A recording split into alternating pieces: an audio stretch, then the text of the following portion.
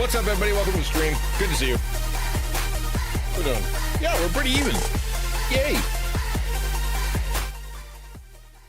How are you? Whoop, whoop. What volume am I at? Oh, a little too low. Look at that. Good to see you. Hi. Hello, Supersonic. Hello, Pa. Hello, Ukulele. How are you?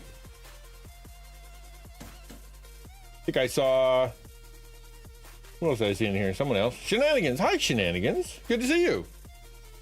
Yes, today we are going to be jumping. We're going to be doing the plan. The plan we came up with that a while back that I haven't bothered to spend enough time on. We're going to do that now, and we're going to keep going, because I've decided that if you're going to complain about not knowing what you're doing and that you're stressed out, you should probably just stick to the plan you came up with back when you were trying to figure out how not to be stressed out. And that's why you did that. So we're going to do that. Today we're going to talk about, we're going to jump into my book, Art of the Christian Ninja. We're going to be talking about chapter probably 3, give or take. And we're going to talk about Devos. That's the plan. How are you going? I don't know. I don't know if that's how it works, because I've never tried it. I usually come up with a really good plan, and then I don't use it, or I use it for like a week, and then I come up with a better plan, and then that better plan turns out to not be as good of a plan. But by then I've ruined the other plans. You can't just go back to it. You got to come up with a whole different plan, and then I just do that forever. But you know, a while back I just you know, like, man, let's just do it, man. Just do Monday Minecraft, and then do the thing you said you were gonna do. Then you know what to do. Just do it. And especially after yesterday's blog post that I sent out, you know, like the whole point of it being that there's a time for just taking it easy, keeping it simple, you know, and allowing the healing or the whatever else to kind of happen. Because if you don't give yourself a chance to do it, then, you know, you're kind of just hooping yourself. And I don't want to hoop myself anymore. How are you? I hope things are, what's the date today? You're 2 days away, yes, shenanigans? Am I correct about that? 2 days? So that's something. How's Supersonic? You recovered from Christmas? You pay your you pay off all your credit card debt from all your traveling yet? Yes, sit. Okay. So the time. So I don't know if you're following along with the blog or not, but yesterday I kind of released something that I've talked about on the stream before. Like, it's nothing too particularly like earth shattering if you've been around.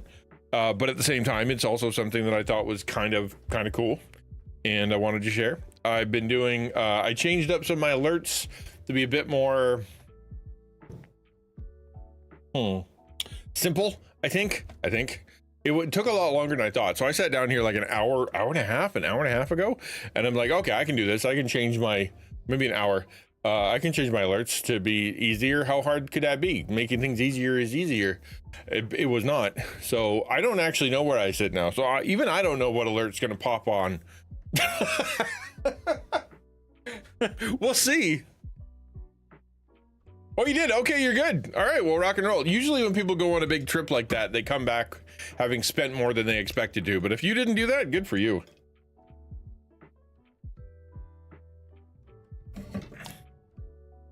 Yeah, we're getting through the list. I keep moving to the left because this is the center of my desk, but this is the center of my camera, which is a pain.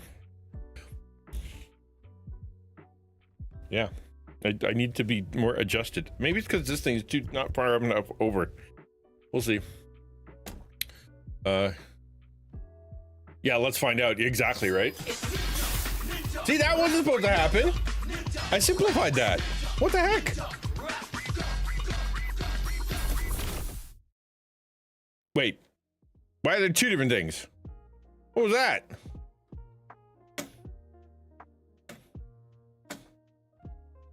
Yeah, that. What are you? What are you? Why are you there? Aha. Okay, we'll remove that. There we go. Now that'll make less noise.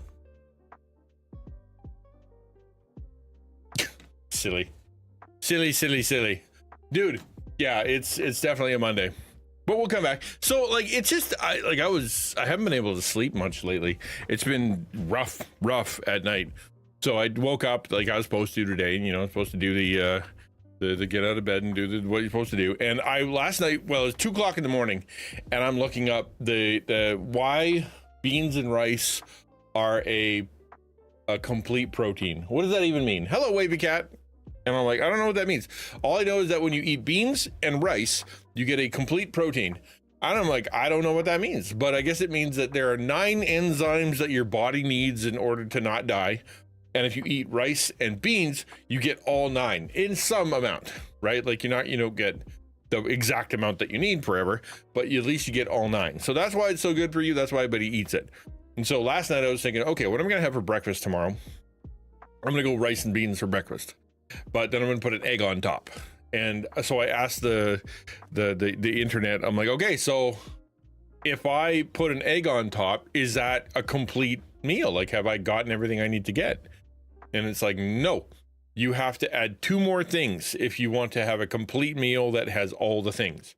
And I'm like, all right, what are those? And it was, it said you got to add red pepper and you got to add spinach, because the red pepper adds the vitamin C and the spinach adds folate, iron, something. Sweet and sour, there you go. Sweet and sour chicken by day, chili by night, and you're good to go. Yeah. So if I added if I had spinach and I add red pepper, then boom, you know, you're good. It's and I'm like, okay, so then am I good? And it's like, well, you're good for a complete breakfast. However, you have to add berries and nuts and yogurt, so you get your probiotic and you get your berry, whatever is in berries, and then you get the rest of your minerals from the nuts. I'm like, all right, so if I have that for lunch, then I'll be a completely healthy person, having need of nothing else in my life. Let's see if you can watch you and Running Man at the same time. Good luck. Good luck. One of us is distinctly more entertaining than the other. Then you'll have to have all the things.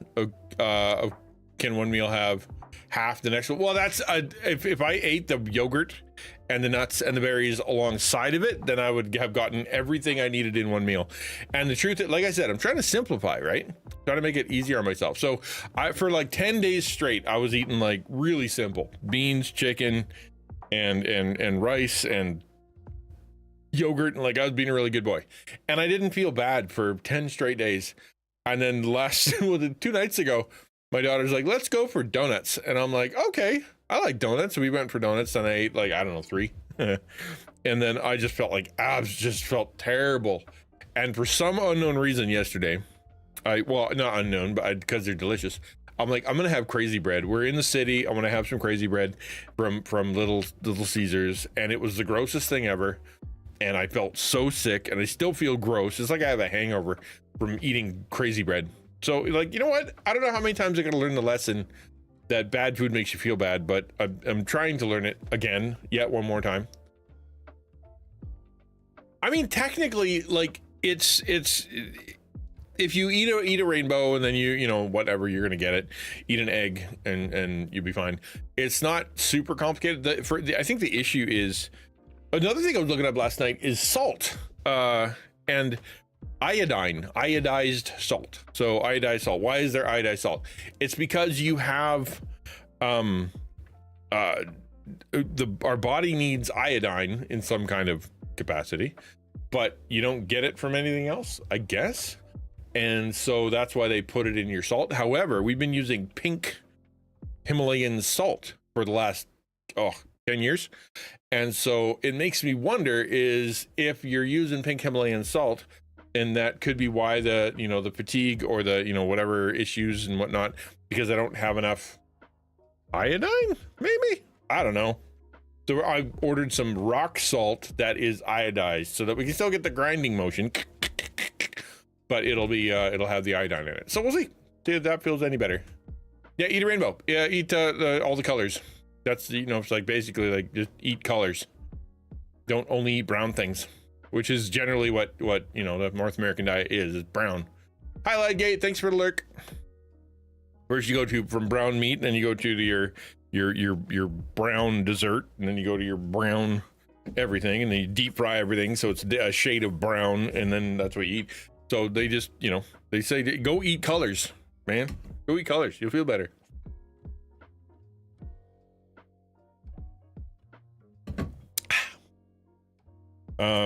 How was your weekend? I hope you had a great, a good weekend. I can't say that my weekend was particularly bad or particularly good. I don't really remember much, but it was, I had a really good thing on Sunday. So I've been trying not to pester the church.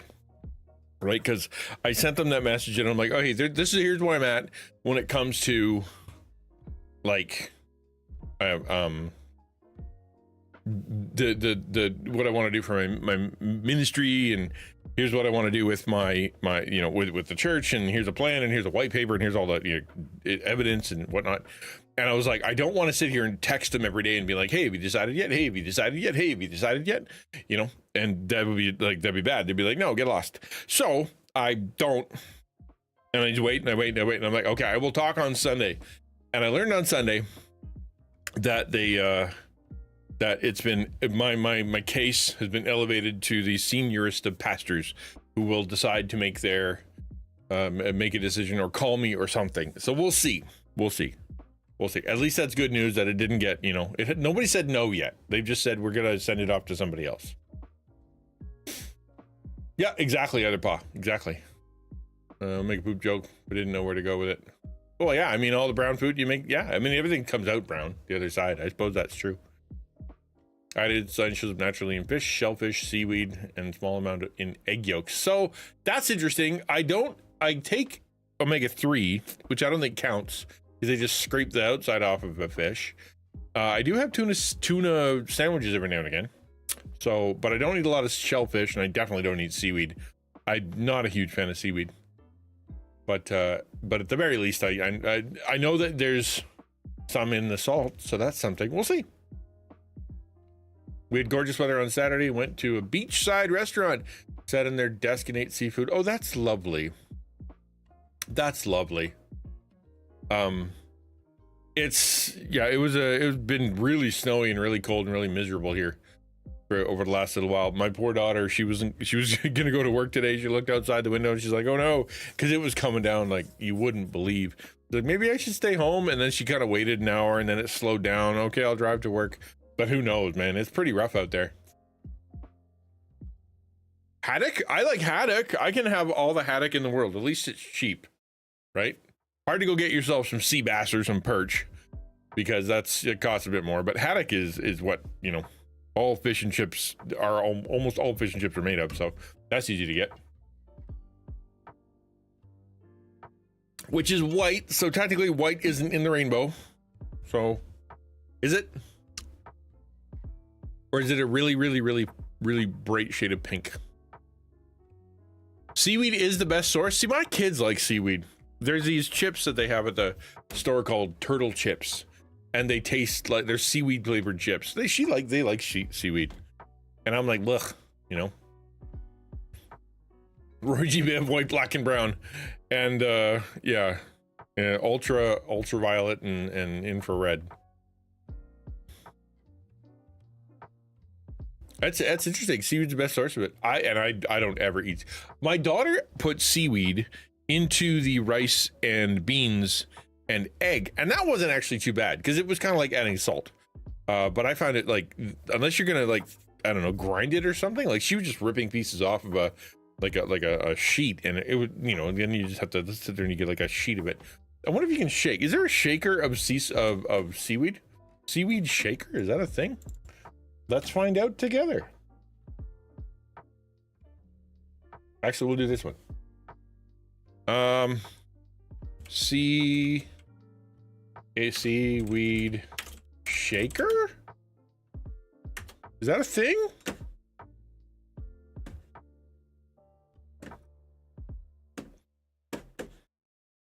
I guess it kind of is. Oh, wow. Okay. Seaweed shaker. A mix shaker. I don't want a mix shaker. Gross. Flavor boost, sea salad, seaweed blend. I don't know about that. Maybe. I guess it is one. That'd be a lot easier to do than just ripping it up yourself. You know what I mean? Does Amazon have that? Amazon seaweed shaker. Seaweed shaker. Food grade stainless steel rice ball mold maker. No, that's not what I want. Shrimp. Nope, still not it. Keep trying, Amazon. Rice ball maker, granules of something. Nope, still not. So it doesn't exist on here anyway. Sea salt. Boy, they sure can make a lot of rice balls. but they can't give me a shaker full of seaweed. Okay, well, there you go.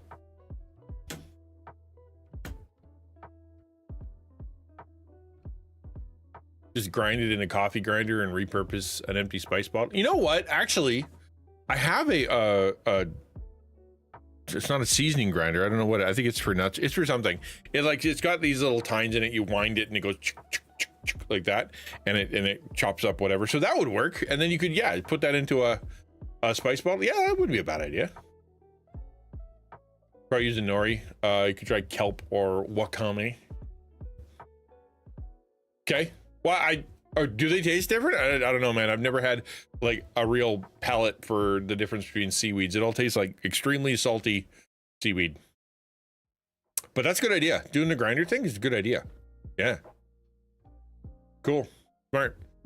Okay, so today we're going to be talking about Devos. A while back, if you don't know, I wrote a book called Art of the Christian Ninja, and it was basically about things that you do as a Christian that nobody else sees. That's the idea. And so if nobody else sees it, then, you know, like what is the, you know, what sort of the things that God asks you to do that nobody else watches you do? Because you go to worship, or you go to a prayer meeting, or you go to, you know, you speak, or you go serve, or you go give people soup or whatever. People see that, but what do you do behind closed doors? And I think the number one thing, this is chapter 3, is really what Christians call devotions, right? What we call devotions. And devotions essentially means that it's time that you devote to God, right? That's time that you devote to your relationship with God. And so I wrote a chapter called The Art of Devotions. And this is really, Matthew 6:6 is what the entire book was kind of based on. This is really kind of where it came from. And that was, but when you pray, go into your room and shut the door and pray to your Father who's in secret, and your Father who's in secret will reward you. That's where the inspiration for the whole book came, is that like, okay, well, God wants you to pray, but he doesn't want anybody to see, right? Like this is the idea that the relationship with God is between you and God, and, you know, what else, what other kind of things. And so that's where the whole idea for the book came from. And then Matthew 6:17 says, but when you fast, anoint your head, wash your face, that your fasting may not be seen by others, but by your Father who's in secret. Your Father who's in secret will reward you. Again, it's in secret. So the question was that I kind of was processing was, how do you do your devos when it comes to, you know, being quote, I guess, secretive about them? What does that mean? This is the whole point of this comic, by the way, is just simply that, I'll show it to you, is the little silly part is that, you know, there's ninjas, but it's noisy out there. He comes home after a long day of work. He jumps into the basement so that he can, you know, get some time, but everything starts going off. And so he slices everything so that he can get quiet. And that's the idea. I'm not going to read you the whole chapter like I did before.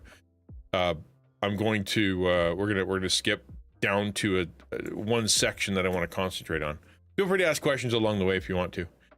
But this section I want to concentrate on is this idea I'm calling finding time versus making time. I've talked about this a lot. It's something I believe in. And it says a lot of Christians struggle with their daily devotions. Nominal non-Christian, non-ninja Christians go to church and may even attend small group or Bible study, but most do not do daily devotions. And I think that's true. Most of the people that I know, I was a pastor, when I would ask them, you know, do you spend time, you know, reading or praying by yourself? Their answer would always be, no, not as much as I should. I don't really have time for that. And then other people would be like, well, what's the minimum amount I need to do? Like what if I just take, you know, like the daily bread and I read it while I'm in the bathroom for like the 3-4 minutes I'm on a toilet before I have to run to work. Does that count? Right. And so that's how people really kind of, that in my experience, are processing devos or time devoted to God. And it was really everybody, like so many people. There were very few folks that I met that were like, you know, I spend time, except for like old retired people that were like single. They're like, oh yeah, I spent like 3 hours in the morning. And I'm like, okay, yeah, all right.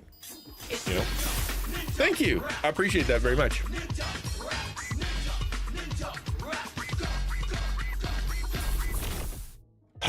Okay, we'll figure that one out. Thank you. Appreciate it. Thanks, Ferric. I'm only sighing because the dang sound was supposed to not be there. I don't know where it's coming from. It's all turned off. Anyway. So some say they're too busy. Others have never been taught how. Some have never experienced what it means to relate to God on a personal, individual level. For them, their faith is only a public faith. They know how to talk, but they are merely dressed in a Christian costume. As they look around them, they feel something is missing from their spiritual life. Maybe you know this feeling. All right. Talk to you later, man. Appreciate you being here. You know that you need to connect with God on a regular basis. The Holy Spirit reminds you every day. You feel guilty and spiritually weak, but somehow, no matter how hard you try, your time with him is sporadic. You worship him on Sunday morning and feel great about connecting with Jesus, but Sunday's passion is squashed by Monday morning's busyness. So you go through your day feeling the need to connect with God, but never find the time. Anybody? I don't know. Is this resonating with anybody? I know that it's a something that a lot of people struggle with, but is anybody here have this issue? So here's why you can never find the time. This world is bent away from God. Almost everything around us and many of the desires within us is pulling us away from him. That's why we can't find the time. It's not there to be found. You will never find the time to do your daily devotions. You must make the time. And that's the part that I wanted to talk about. Really, when it comes to, sort of the point today. And that is the concept or the difference between making time and finding time. And that is the difference between finding time and making time. And it makes sense when you say it out loud, right? If you're finding time, it means you wait until your work is done, or you wait until you feel like it. Like once I get to the place where I feel like I've put things in order, once I feel like I've gotten to the, like I've done enough for work to that they're happy and whatever, then I'll spend time. Problem is that almost never comes, right? Especially these days, it's ubiquitous, right? You either have homework or you have work, or you have your phone is going off, or you're volunteering somewhere. Like there's always something you can be doing, and always something that seems to be pulling on your time. Finding time, hoping for a hole in your schedule. So like our schedule is kind of like a vacuum in that it nature abhors a vacuum, and a schedule abhors an empty spot. And so it ends up being filling itself. Like you will find time, you will fill it. In fact, it can have nothing on your schedule, and all of a sudden you find yourself like stuck doing something, or like, well, now I can't get up and leave. I started doing this. Even if it's like with a video game. I know one of the things of the gotcha games that we play, or some of us play, or the games that have homework, is that you have to put in your time. Like you're wasting your money, or you're wasting your potential or whatever, because you have to get in there. You have to do your dailies. You have to do the run. They just released this. They released a patch. They released some kind of update. You got to get into there. You got to do that.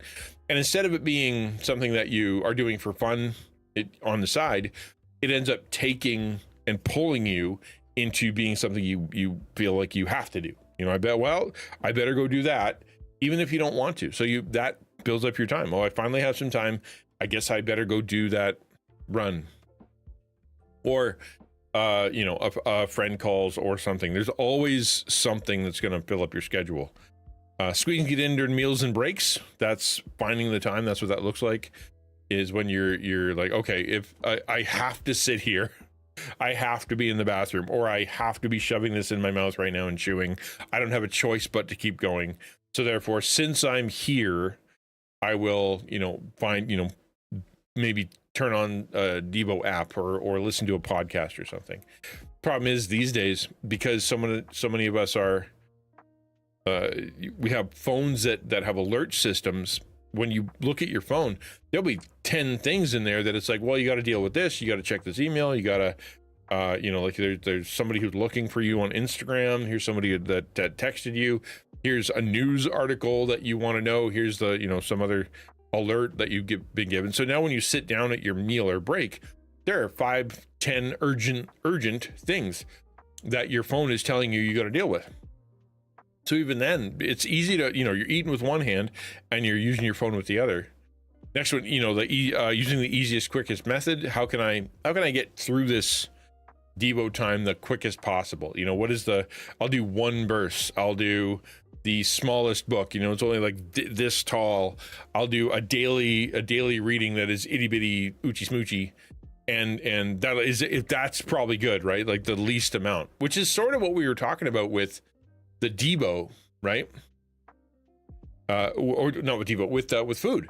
It's what is the easiest, quickest method for me to get everything that I need in my body, right? Well, if I have rice and beans and egg and red pepper and spinach in one meal, I can get it in, right? At least then I can move on with life. Is that a great relationship with food? Better than if you're making yourself sick with it, but still the idea is, how can I just get it in so I can move on with life? Doing that with your spiritual life, right? Doing that with your spiritual life doesn't lead to a deep relationship, doesn't lead to joy, doesn't lead to dependence, doesn't lead to breakthrough or spiritual maturity. It's just getting through. It's almost like living on the bare amount of food possible, like the minimum amount of food to keep you alive. Not the greatest way that you can live. Or the easiest, quickest method of eating, right, is usually the one that makes you sick, which is the one you go to get fast food, or you go stick it in the microwave, or you go eat, something fat, sugar, salt, and then put it in, and so you can move on. Not great for you. Or hoping that no one interrupts you.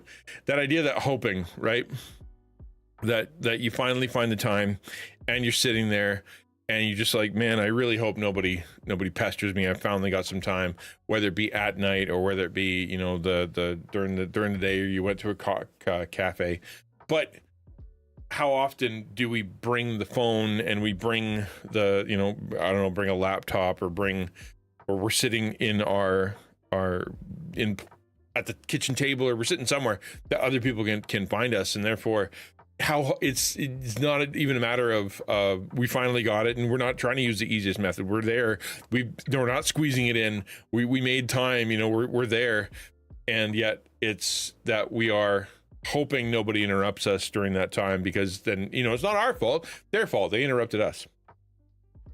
On the opposite side, you have the difference between finding time and making time. So whereas waiting till the work is done is when you're finding the time, taking a break from your work is making time. That's when you stand up and walk away, right? Instead of, I'm going to wait until I'm done, it's the alarm is set, or the every day at 2, or every day at, whatever the thing is, when you go for your coffee break, like it's part of your rhythm. As much as getting up and brushing your teeth and having a shower and going to work is part of your rhythm, that day, that moment, whatever it is, whenever it is when you take a break. You walk away. Even if the work is undone, you still walk away. Why? Because that's when you do this. It makes time instead of finding time. In finding time, you're hoping for a hole in your schedule. In making time, you're scheduling in advance, right? If you keep hoping for a hole, you'll never find one, because there'll always be someone who fills it. However, if you schedule in advance, it'll be there.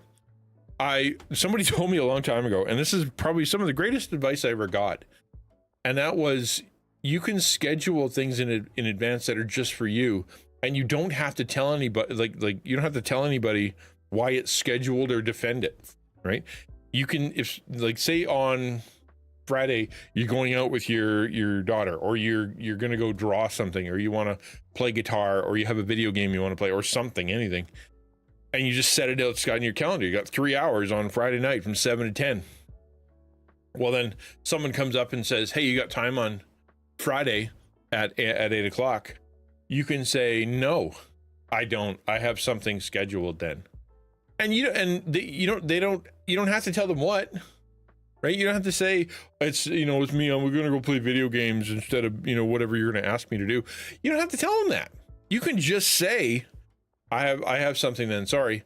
Can we find another time? And if you schedule it in advance, you get to go do it, because then you've set it aside. It's hard to do, especially if you haven't done it before, because you'll always feel like you're letting people down, or you're not doing things for others as much. But if you don't set it aside and you don't lock it in, someone's going to take it from you. Just the way the world works. Finding time, squeezing it in during meals and breaks, making time, doing it before anything else.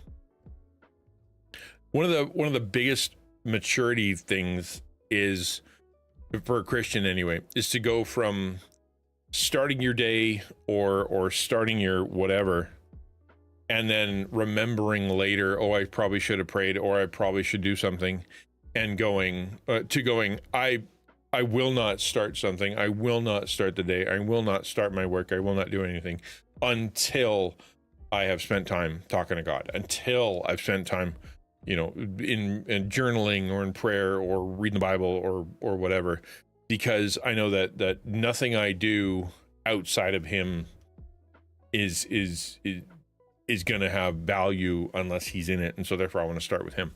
Once you get to that place where you're like, I'm not going to do anything else until I do this, that's where you get sort of that Martin Luther quote where he's like, I have so many things to do, I have to get up 3 hours early just so I can pray about them, which sounds like so pious, but what it means is that he understood the priority of having God as a blessing and as part of and connecting to everything that he's doing. He's super busy. He's not letting people down. But he's like, well, if I'm going to pray about this stuff, I gotta make sure that I do that first. I know for me, my rule is before I do any work, regardless of whatever I do in my office, I sit there and I do my Devos first. And that means sometimes I'm in here at 9 a.m. Sometimes that means I'm in here at 10. Sometimes I'm in here at noon, depending on the day. But before I turn around and I start doing anything as far as work goes on the computer, I sit in front of there and I do that first. And that has allowed me to make the habit of doing it before anything else. Now, going upstairs, anything else, no, because I'm upstairs and I will eat, or I will talk to my family, or I will, whatever. But as soon as I'm in my office, which always happens, I will come down here, Devo first. Using the easiest, quickest method is finding time. Using the best resource for you is the one where you're making time, right? The easiest, quickest method is often going to be the one that if you're a baby Christian, it kind of makes sense. You're the one who you're really early in your faith where you're like, I don't know what to do, so I'm going to do this.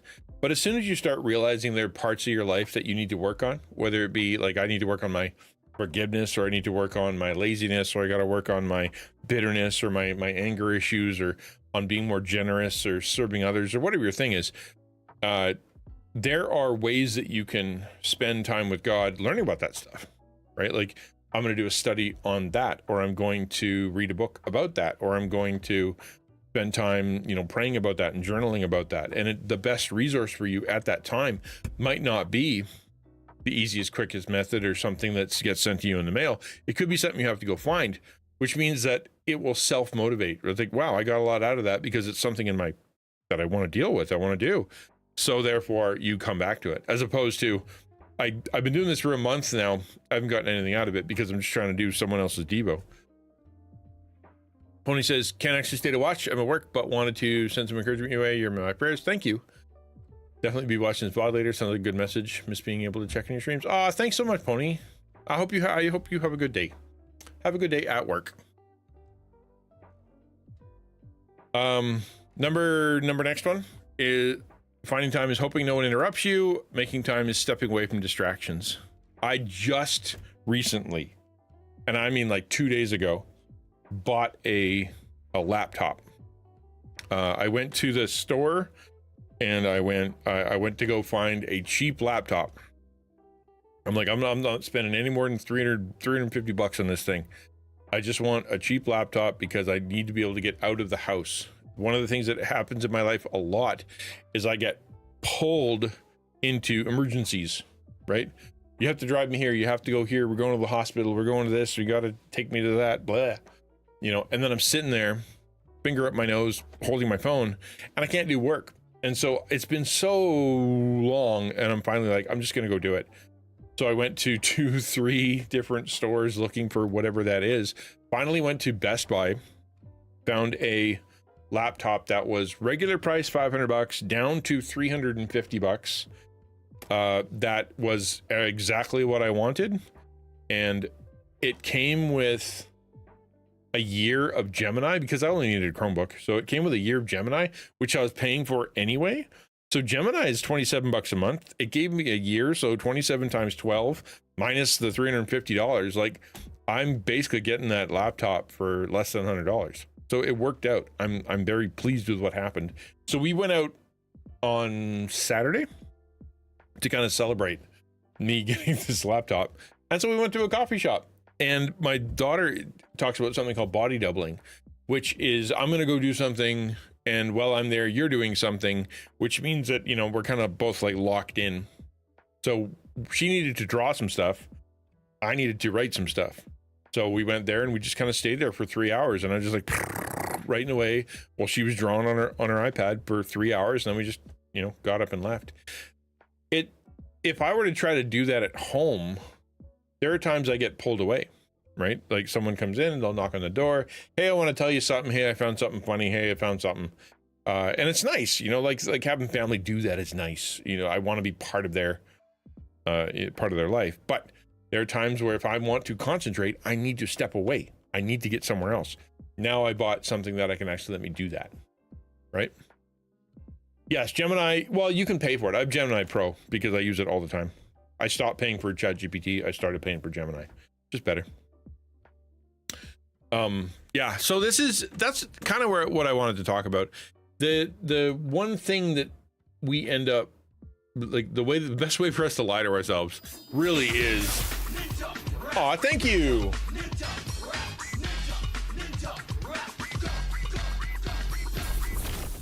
Thank you, dude. 50, that's crazy. No, 46. Why did it say 50 over there? It says 46 over there. That's confusing. One of them is correct. Yeah, 50, that's better. Thank you, man. I appreciate it. Yeah, so like the sort of the secret to, yeah, that's weird because my other chat thing says 46. I don't know where it got that. Yeah, so Devos, the secret to having Devos, the secret to getting something out of your quiet time, out of your Bible reading time, out of your I need to spend time with God, is that you have to take it, you know, it needs to be purposeful, right? I'm going to go, this is when I'm going to do it. This is what I'm going to do. This is how it's going to be, you know, like with the content thereof. And I'm going to be doing it over here, right? That's why they talk about your prayer closet, which is that idea of you go lock yourself away. Nobody can come in there. You know, it's your dedicated time. You and God. It's hard to do sometimes if you're not, you know, if you got a roommate or you got people around or whatever. But if you're serious about it, you can find it. You can find it. And that's makes all the difference. So if you're struggling with Devos, my encouragement is to you move from finding time to making time. That's the biggest thing I can say.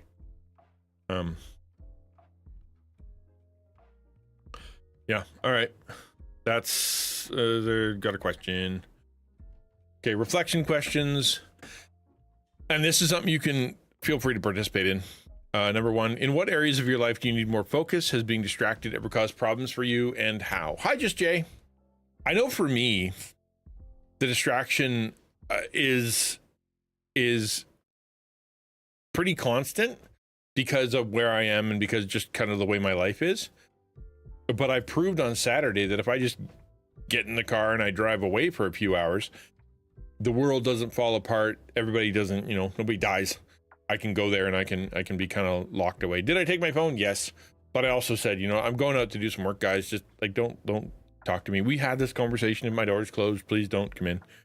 That kind of stuff. So it definitely has caused a problem. When I first started being at home, working from home, it was like anybody was like, well, you're here. I may as well go ask you. So we had to have a big talk about, you know, I'm not actually here. I'm at work. Let's just pretend I'm at work, right? Anybody else have a struggle with focus when it comes to being distracted from your spiritual life or the things you want to do?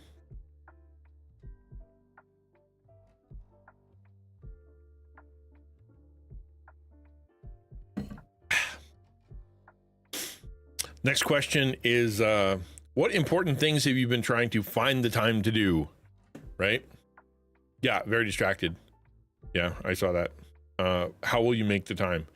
I think this is a really important question that if you can answer, your life will change, right? What are the things you've been trying to find the time to do? Like what have you wanted to do? Read that book, learn how to cook, start drawing, play that game, hang out with that friend, call your parents, fix your stream, do a exercise, whatever the thing is that you're trying to find the time to do. If you're able to kind of say in your brain, well, I can't, clearly I'm not finding the time. It's not just magically happening. I have to make the time, which means you're probably going to have to say no to some folks. There's going to be people that are like, hey, I need your time. And you're going to have to say no, because something important to me, because I've decided to take care of myself or take care of, this issue that I've known as a big issue in a while. I'm going to say no. Right? No for now. And that's what I mean. Like when you schedule an event, you don't have to say no forever. You can say no during that time that you want me to do that. I can't do that. So I work here and I hang out with my family here and I take care of myself here. You can have what's left over. And if it's like, well, I'm not available then you're gonna have to go find someone else, and be okay with that. That's hard to do. It's hard to do because you feel like you're letting that person down. But the truth is the more you do it, the better you get at it. Till you're eventually, you feel okay about the fact that you're taking care of yourself and your highest priorities, and that other person, you realize they didn't go die. They didn't, weren't able to do the thing they wanted to do. They have found someone else and it worked out. You aren't the Messiah. Number 3, what does your spiritual life look like right now? I think that's a good question. Like, what does it look like? And if you look for what I set up here, like what does a spiritual life basically look like? Prayer, Bible reading, meditation. There are a lot of different things that you can call your spiritual life, like fasting or worship or service or simplicity, like removing things from your life, or confession. Like there's a lot of different things that are part of a healthy spiritual life. But basically, right, the basics are prayer, Bible reading, and meditation, which means taking time to think about what you're reading and praying about, and not just kind of going through the motions, but stopping and thinking. I find having those clearly defined blocks of time actually makes saying yes or no easier. It just doesn't fit in the box, so it has to be no. Yeah, exactly. Well, that's it, right? You look at a calendar. It's like I use Google Calendars. Here's this, and here's this block, and here's this block, and here's this block. Trying to convince my kids to do that. Like when you say you're going to do something, whatever it is, go immediately to your calendar and put a block where you're going to do it. Right? Well, I need to, I want to be able to organize my bookshelf. Okay, when are you going to do that? Well, when I get around to it. No, go find the time, put the little box there. I'm going to do it on Saturday between the hours of 3 and 5. And that's when you're going to do it. Well, what if I don't feel like doing it then? Well, then just move the box, right? Be like, well, I'm going to do it Monday at 7 p.m. But at least you've moved the box, and now you have something that you're chasing, but at least you've set aside time for it. Something really, really amazing that I should be able to tell my hubby. And he says, oh, you have to do that, of course. Yeah. Which you're mature enough to be flexible about it. I think somebody who's struggling with this probably should be a lot more rigid, but because as soon as you start making exceptions to your rule, you're going to end up making a lot of exceptions. But I think, once you've got a habit of it, you can kind of go, okay, well, I can move these things around, because it's meant to be a tool that helps you, not a prison that keeps you from doing things you like. Number 4, what struggles have you had in keeping regular devos? What have you done to address them? What's your biggest struggle when it comes to actually doing it? I think for me, the biggest struggle is fatigue. Right? I'm just tired. So therefore I wake up a little bit later than I should. I have to start stream, when I have to start stream, which means I have to prep stream. And so I don't leave myself enough time. And it's not because I don't want to, but because I've just decided, I'm just sleepy. So I take an hour from myself for sleep instead of using that for what I could be doing, right? Or I ended up not prepping stream because I do my devos. Now stream is worse. W starts with being rigid, and the accountability of having someone else agree upon. Yeah, agree to the exceptions, exactly. Tired focus is elsewhere beforehand. Games twitch till last minute. Do my devos at night. So, and if that works for you, that works for you. As long as it works for you, right? Because there's a big difference between finding the time at the end of the day, if you have enough energy and you can actually concentrate on it, versus, you know, making the time for when you can actually give some energy to it and you can connect to it. You know, it's not making you feel guilty. Just make, you know, like ask yourself, am I getting out of it what I should be getting out of it, or do I keep trying to cram it in when I'm half asleep? You'll tell me if there are too many exceptions. Yeah, or something's unfrivolous. There you go. That's good. That's hard to do sometimes, you know? Yeah. Make a list of the things that you do on a daily, on an average day that crowd your brain and take up space in your schedule. Just a list, like this is something you can do. That is, you know, what are the things that really crowd my brain? And that is like, I have to go to work, or I have to, you know, shop. I have to eat. I have to, you know, do self-care. You know, and that's now you've got like 7, 8 more. Like, what else is in your brain? Well, I have to organize this, and I got to clean that, and I got to, you know, deal with this issue. I got a friend I have to call. I got this person in my life that needs care. And here's all this stuff, right? And then you start making that list, and now you can go through and put check marks to the ones that are most important and cross out the ones that you can postpone or eliminate, right? Well, I don't need to call my friend right now. I don't need to call my friend every day. I don't need to, right? I can put off, say, even a meal, right? I don't have to eat right now. I don't have to eat. I can put that off until later, and I'm going to make time for, you know, here. If it's important to you, you can make the time for it. Last question. What unique skills, gifts, and abilities has God given you to accomplish the good works which God has prepared beforehand? The reason that question is in there is simply to say that to realize that God has created you with a purpose, and your time is limited, but at the same time, God gave you stuff to do. And if you're not able to do those things, you're not going to feel purposeful. You're not going to feel connected to God. You're not going to feel like you're living out your reason for being, because you're not doing the good works that God prepared beforehand with the gifts that he created you to do and the skills that he's been giving you. You're just kind of doing, which is like, man, I really feel like I'm wasting my life, or I really feel like I'm not in the right place. Probably because you're not doing that. Probably because your schedule's out of whack. Probably because your devos aren't a priority.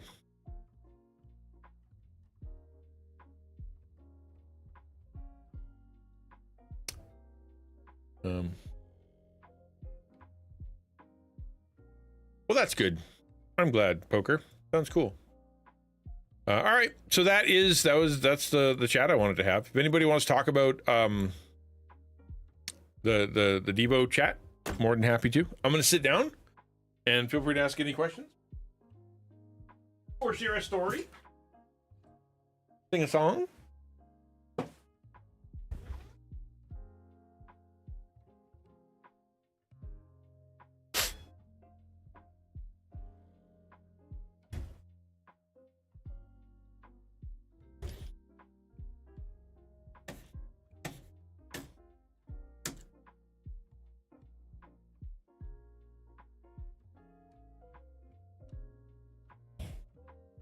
I'm gonna put my hat on, my headphones on.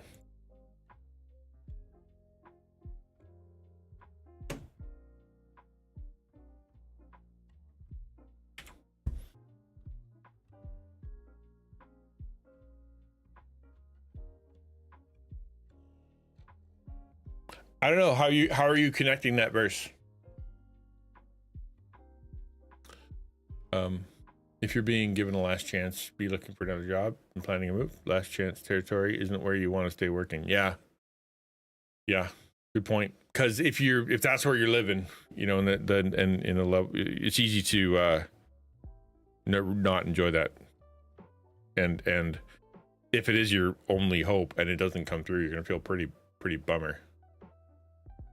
What value if lazy, and what God has given it for us to do?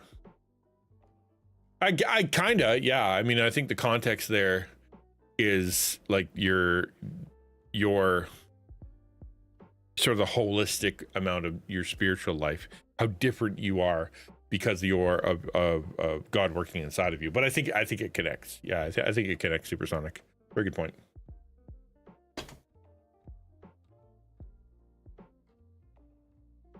And yeah, parable of the talents is, that's the idea of using your gifts, using your abilities, using your time, using your treasure, using what God has given you in a wise way for the sake of, because your time is limited. I think the danger of using those too much, like the stories that you're telling too much, is that it ends up feeling guilty. You know what I mean? Like, oh no, I better do this, or, because the idea is this is meant to be a personal time between you and God. It's meant to be time that you spend enjoying him and connecting to him, as opposed to that paranoid, if I don't do this, then if I don't do this, then my life isn't going to go right, and I'm going to be sad, and I'm going to waste all my life. I don't know. Yes, both are important, right? That sense of urgency and the sense of taking life seriously, and that it matters. But at the same time, right, you're spending time with God, and it's not really meant to be very stressful, I don't think.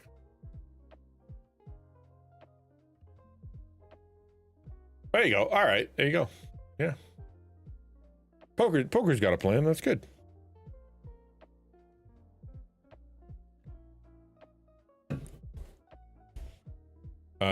Plan now is to jump into Minecraft.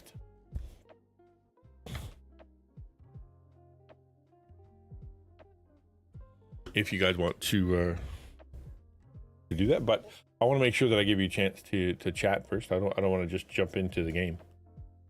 Forgive me if it feels like I'm moving too fast. I am here to chat with you guys, but I also don't want to just have you sit there and listening to me. Hightail?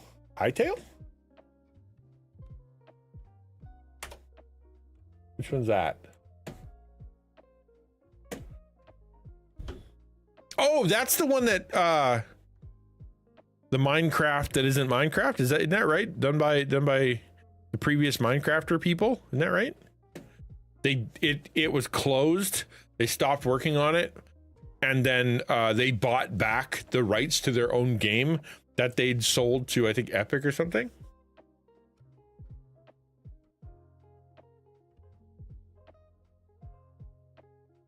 No slot. Yeah, slots are brutal, man. So addictive. The advice to hydrate for low bonkers seems to imply the beverage should contain alcohol. Really?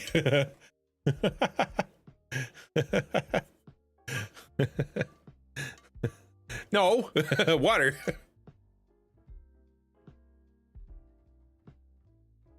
Is that how it's written? I want to read it again. I haven't looked from that perspective.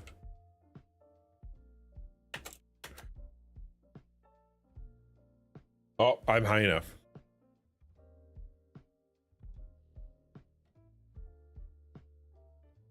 Slots are dangerous anyway. They're super addictive. Riot bought them, yeah, and then was closing the project. And the original dev, yeah, brought the project back. That's what I thought. Yeah. Barely bonkers. Hydrate. See?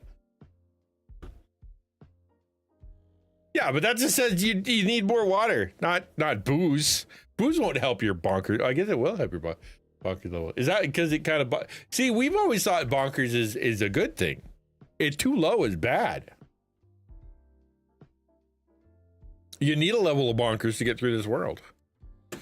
So you said when is the demo coming out for Hightail? Hold on, let me take a look here. Pre-purchase, early access launch January 13th. Oh, that's tomorrow. What is the let's take a look and see what they've got going on here.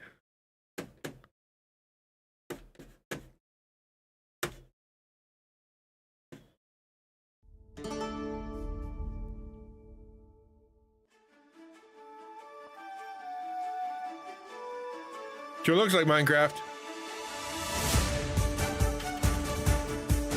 Minecraft with mods.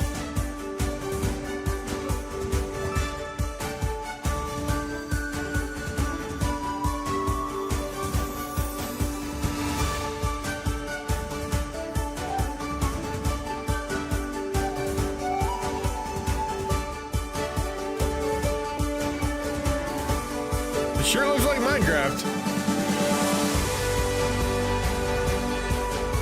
But I think, isn't the whole world made of voxels, though?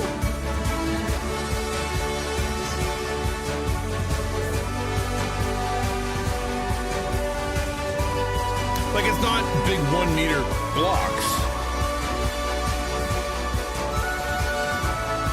Yeah, you're right, Poker. Vintage Story? Oh, I don't like Vintage Story. Too hard.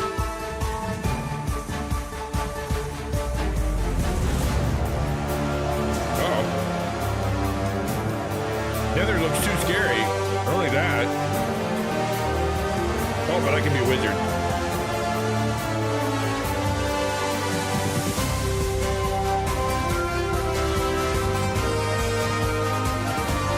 How are they not going to get their pantsuit off?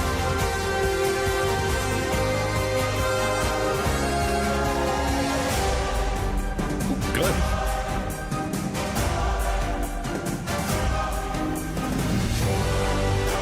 Watch videos together? Really?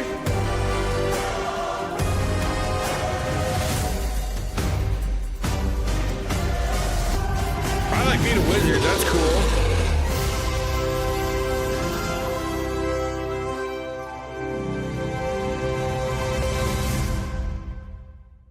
That looked fun. That looked fun. Update.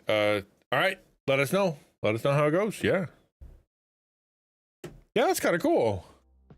So it's pre-purchase early access. I think I signed up for this for early access forever ago.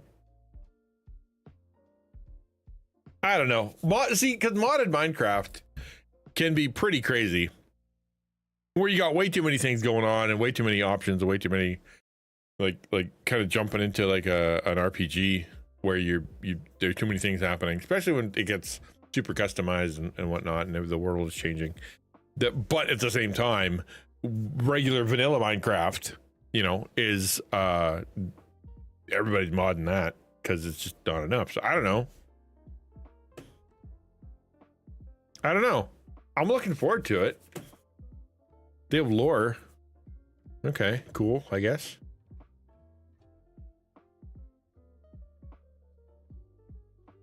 I guess we'll see. I don't know. When is it coming out? Like if I go to Steam, is it going to be coming out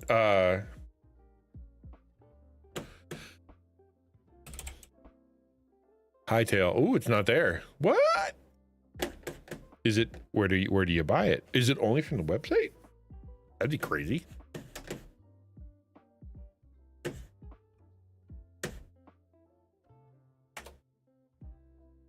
Where can you buy it? Download. What's in the Windows Store? Really?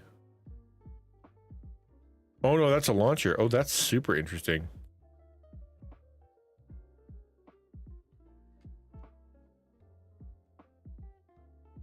I'll try it. I don't know. I'm kind of excited for it, I guess. What do you download if you download Hightail? It won't play, will it? I guess we'll see. I will wait for something else to I'll learn more before I do anything.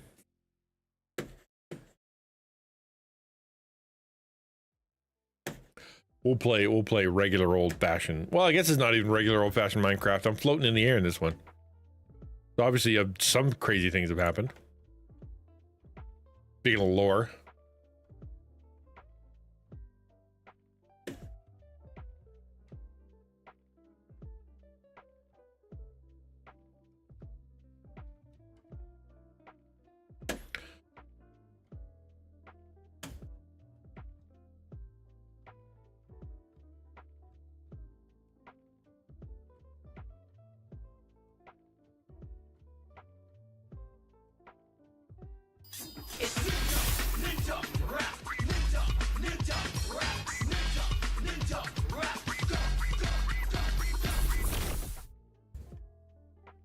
Thank you. Oh, wow. Holy crap. What was that? Sorry. Thank you. I appreciate that very, very much. Dude, thank you, Anonymous. Preload to help lessen the stress when early access starts. Okay, that's cool. That's cool. Thank you. Oh, man. That was extremely nice of you. Whoever that anonymous gifter was. Yeah, thank you. That's tier 2 as well, which is that's even cooler.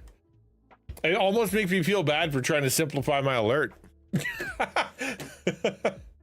Because then it wouldn't get as much hoopla, you know? Yeah, thank you very much. I'm gonna switch up the music to be a bit more interesting. Let's add a bit more jam to the. I don't feel like being too sleepy right now. Thank you, Anonymous. We're at the place right now in our. I gotta turn that off. Nothing works. Okay. Nothing works. Everything has been turned off and broken. So.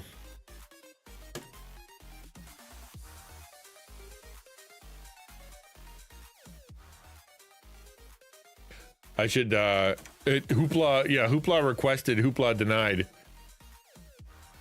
I'll make sure that gets turned off so nobody else gets messed up with it.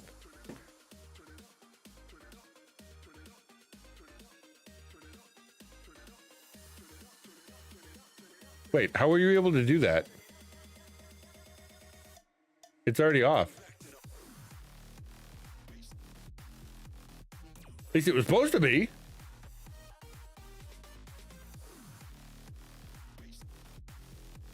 Wild. I don't know how you were able to do that.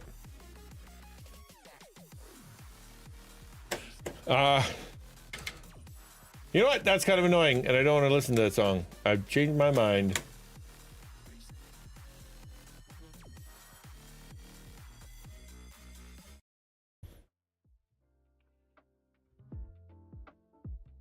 Born Again Gamer says the other day how someone won the lottery using AI to predict the outcome.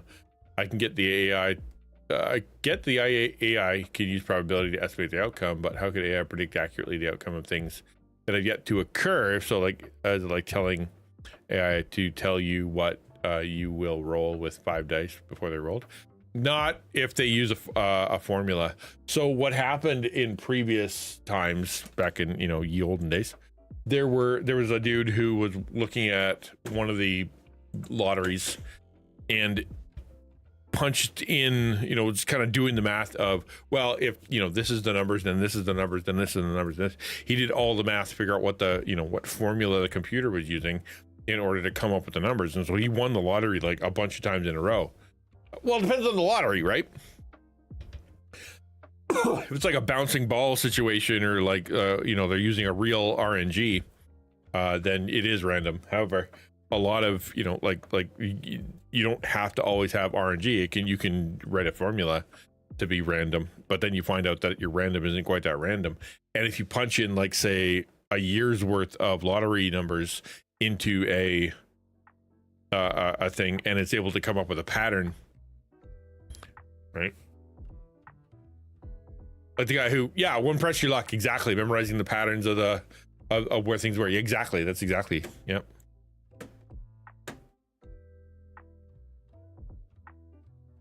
For the love of Pete. Security is good. I'm glad we have security.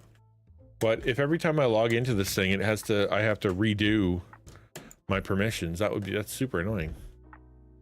Yes, thank you, anonymous gifter. I appreciate that. And hello, Elrond. I'm gonna go. Ugh.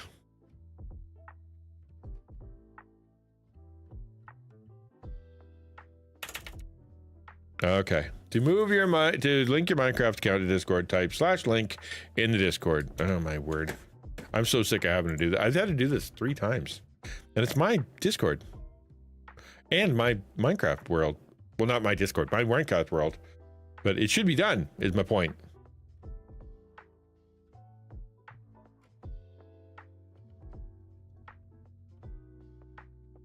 Where are you, Taco?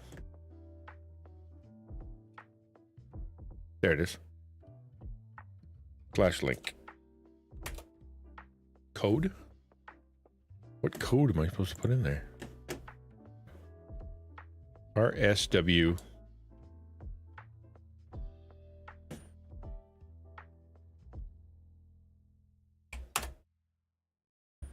Yay. Does that mean I can play now?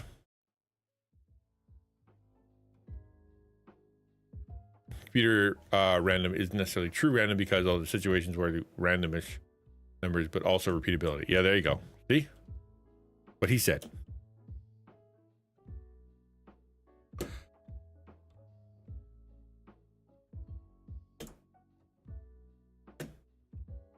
Look, a castle, sort of. Ow. Ow. I've never played Minecraft. Dude, you're missing out. It's actually quite a cool game. Buy one ticket. Well, exactly. You don't have to buy all the tickets. Exactly. Oh, I missed my own fireworks display.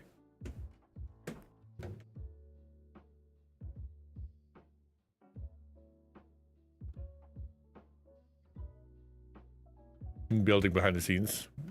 No, I haven't turned this on since last time I was on stream. We definitely have a big wall. That's what we've got so far. Big wall, and I forgot gate. Do I have any gates? Did I just fill in all the gates? Am I an idiot? No, those are two unrelated questions. Actually, no, I'm not an idiot because you're supposed to have security, right? You're only supposed to have like one gate to the castle. That's the idea.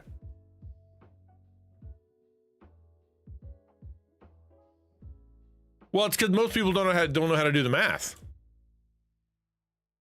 right? That's the thing. Most people don't know how to do that level of math, and yet now you have AI, and if the system isn't, you know, thought smart.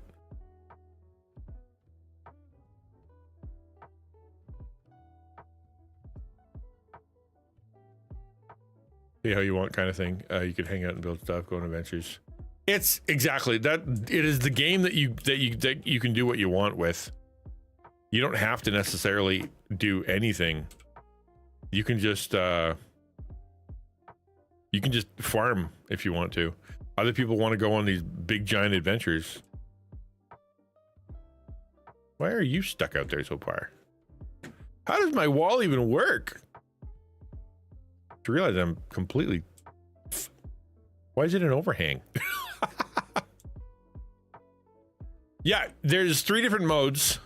One is you can do peaceful mode, you can do like normal mode, or you can do it like hardcore. So you set it to peaceful, then you know no bad guys ever show up ever. Like that. See that? You hear that noise? That's a skeleton, and he wants to kill me. But I have a sword, and now he's dead instead. Where did he come from, though? That's the question. The light was supposed to keep him from showing up. Means there's a dark spot somewhere.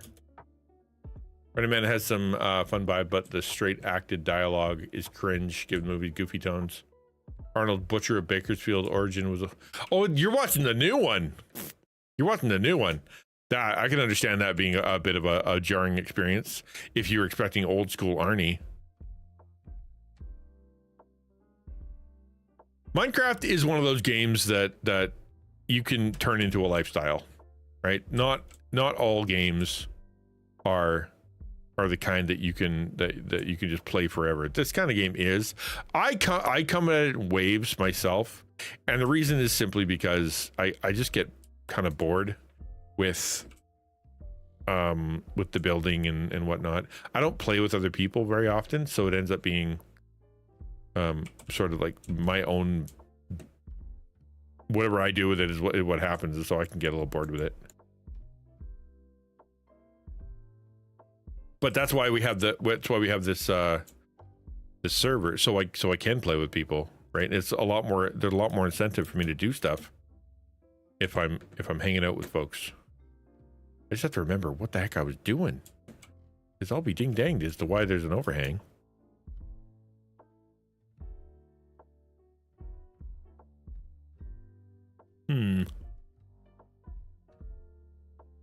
Because this is the fence. If I recall, see, the whole point of the lore of my little castle here was that it is intended to show that it was lifted out of the ground, right? At some point, sometime, somewhere, it got broken out of the ground, out of a big pit that I'm gonna have to dig elsewhere. But then, and some of the wall was kind of left behind. But then I made this whole thing here. Yeah, there you go. See?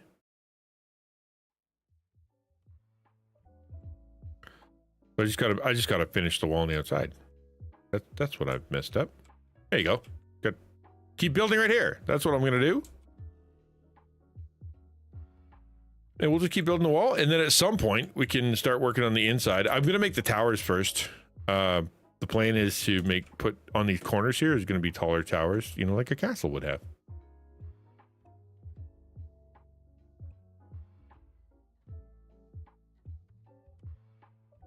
These can be left because they're gonna be hallways, but we're gonna come back. We're gonna fill in some holes here. All right.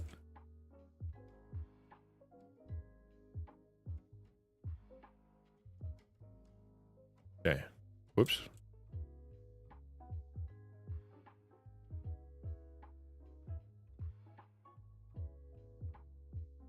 That's supposed to be... Huh. I've confused myself yet again. If I go in here, there shouldn't be a wall. I shouldn't run into a wall.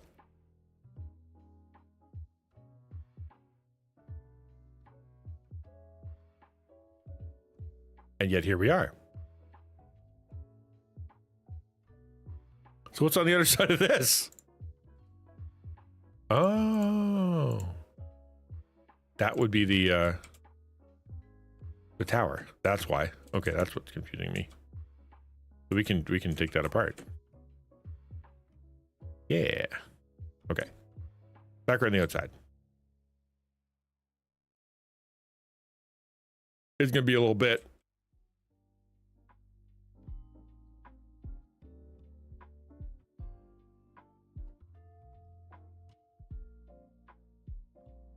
Yeah, it's gonna take all stream. That's okay. We can talk amongst ourselves, but there's topics we can chat about. What do you guys want to chat about? I got all manner of topics.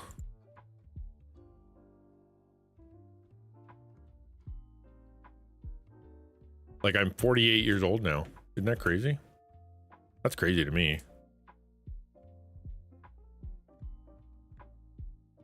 It's mystifying that I'm that old. I certainly don't feel that old.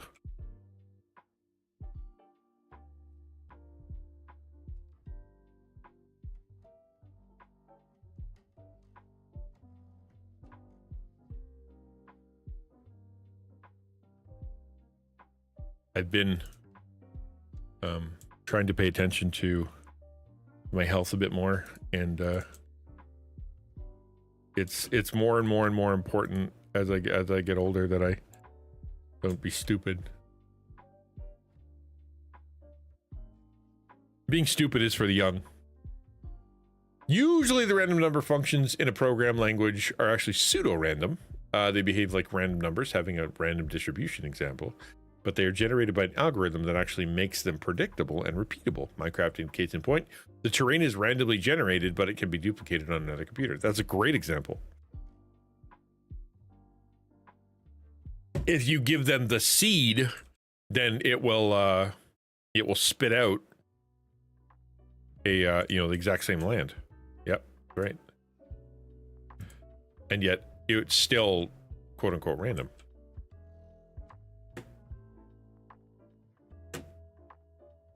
Yeah, I think I could just not fill that in because that's going to be broken off. That's the idea there. Cool.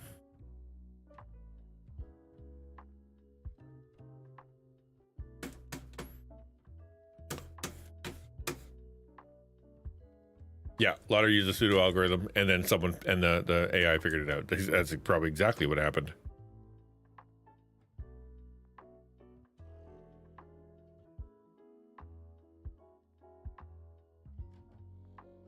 Which I guess, you know, that's what they get for taking the shortcut when it comes to lottery. Back in the day where, you know, not everybody had a supercomputer in their pocket and the knowledge of the entire universe programmed into a single device that allows you to manipulate anything you want. You know, it worked fine. Not so much now.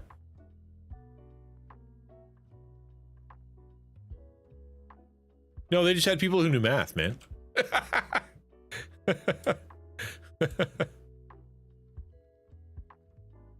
Just the AI makes it easier.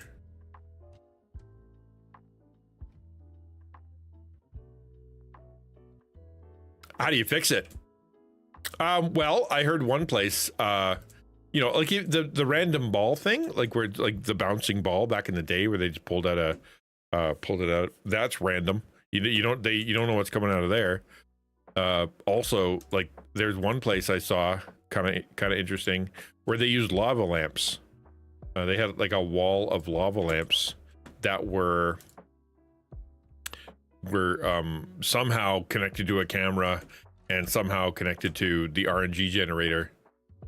And that is how it worked. Like they literally it's unpredictable because lava lamps are so unpredictable. You couldn't replicate it because there's no way to do that.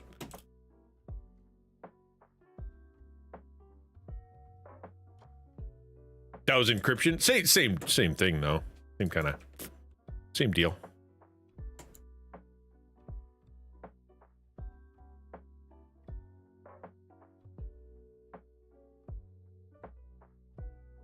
Use a better RNG, something like a bingo ball blower. Hey, yeah. The computer programs to generate true random numbers from things like background radiation. There you go. Yeah, that's what you want to do. Especially since it's costing people money, they'll figure it out. Don't worry. They'll figure out how to not give people money. I think it's ironic that people think that the lottery folks are so generous and giving out money. They're not. They're trying to take money. Casinos, the house always wins, man.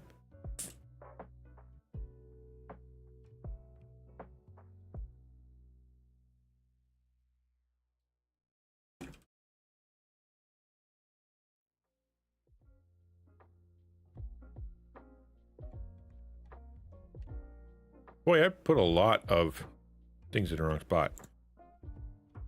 That I wasn't really planning, so that's probably why. I just realized I shouldn't do that. Okay. Because that's broken off. Should start right here.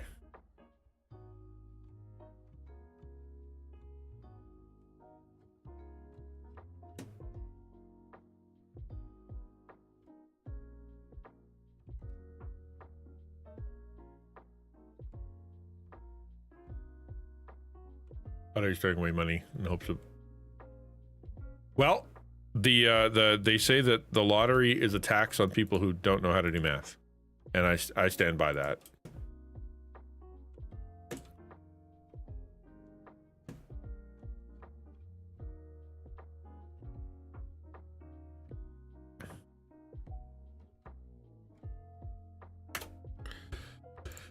They sell you false hope. And they try to convince you that you're going to be able to get something that is almost categorically impossible.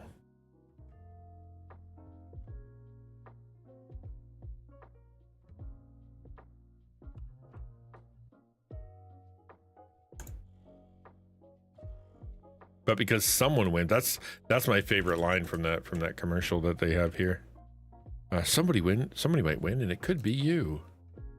Or somebody has to win. That's what it was. Somebody has to win, and it could be you. Like, yeah, I guess. But when's the last time you actually heard of a winner? Not to be particularly like like conspiratorial, but like, have you ever heard of a winner? Have you ever met one? Anybody who's won more than $10 ever? No? Probably a reason for that. When someone means the house in the long run, no one would be running a gambling business if they couldn't know that. Yeah, exactly. You wonder why the casino looks so nice? You know, why are they, you know, and then you see those people who actually like beat the house because they learn how to play the game, or they learn how to do something, you know, like count cards, and then all of a sudden they're asked to just leave. Please don't ever gamble here again. Like, why? Oh, because you take all of our money. But I thought you wanted me to win money. No, we don't. We want to take your money and give you the illusion that we are not taking your money.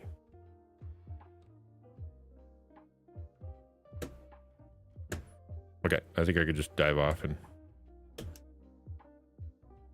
now we can go build ourselves the corners.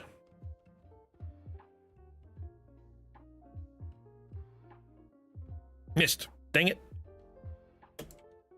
I will get this right. Here. Got it. Oh, come on. That is a hard thing to land on. Aha. Okay, I gotta remember where the corners are. The corners of my big round thing here. I think this is a corner. No, this is the gate, if I recall. And then, why is it so wobbly? It was meant to be like it was meant to not be a circle, but like, what did I do?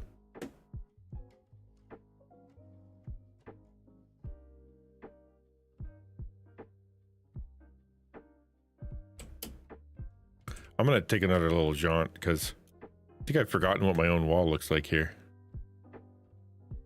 Like there? There. Okay, we'll start here.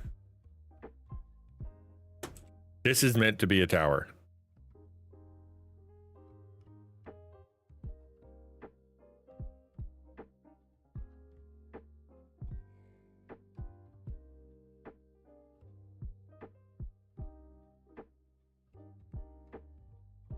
Yeah, that's a tower.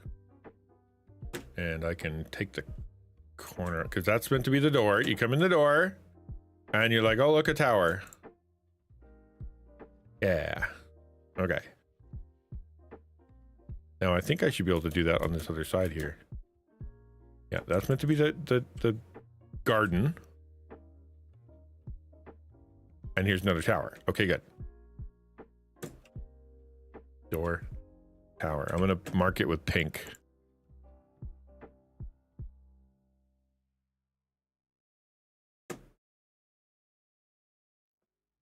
There. Okay. The few penny are willing to do the math and put it in the time, but how can you beat the house at its own game? If so, how? To what extent wouldn't they just kick you out for you're better than them? Yeah, they do. That's exactly what they do. They kick you out. Oh, you won too much money? We're gonna have to ask you to leave or we'll shoot you. Yeah, they're not a charity. As much as they like to put themselves out as, oh, we're here so everybody can have fun and win money. No, they're there to take your money. And when you start taking their money, they get mad. Another garden. Rain. Okay. Only I had a garden. Very, very lucrative. Go look at a casino. You tell me that doesn't look like they make $1 zillion?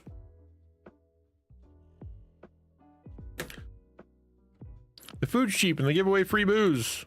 Yeah, I wonder how they can afford that.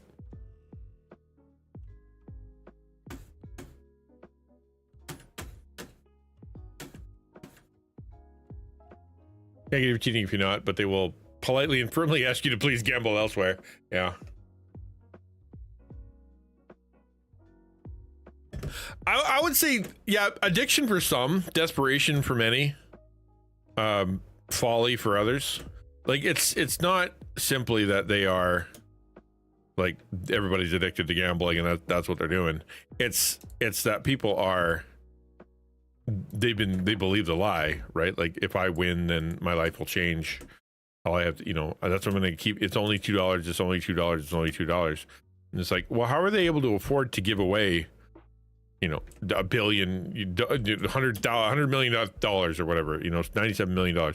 How can they do that? Well, the answer is because they are able to, they can afford it, right? That's why. Because you give them all your money.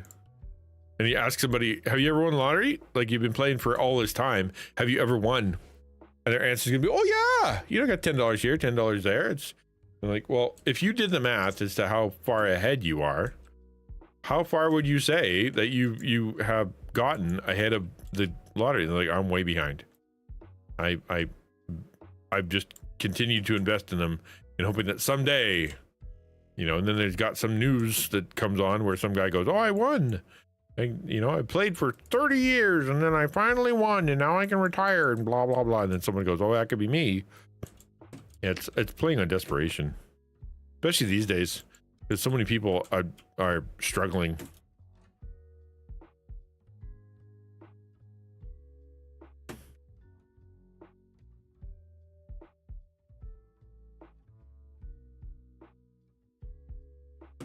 I think this is what I want to do.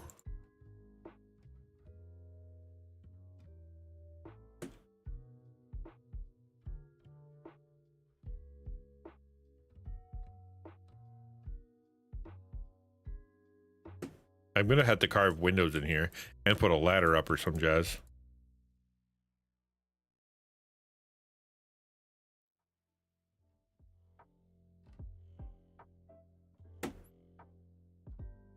Not totally sure how tall to go though.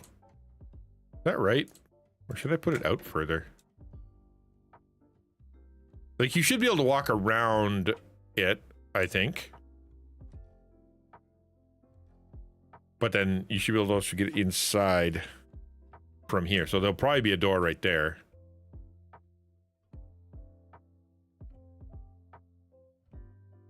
I can't imagine how anybody would play online gambling and not think they're being that the odds are being manipulated. Like, it's widely known that, like, if you start if a VLT, for example, starts giving out too much money, it'll adjust itself so that it doesn't, right? It's like, it's designed to make money, not to give away money.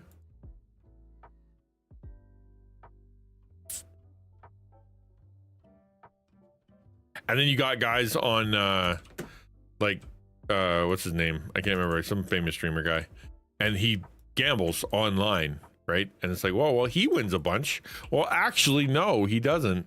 He's given a bunch of money to play for hours and hours and hours. It's not his money. It's the casino's money, so that they can show somebody winning often, right? In fact, I think you'd probably even make an argument for those people that they are getting probably better odds than others would get, which is probably illegal. I'm gonna carve off this corner.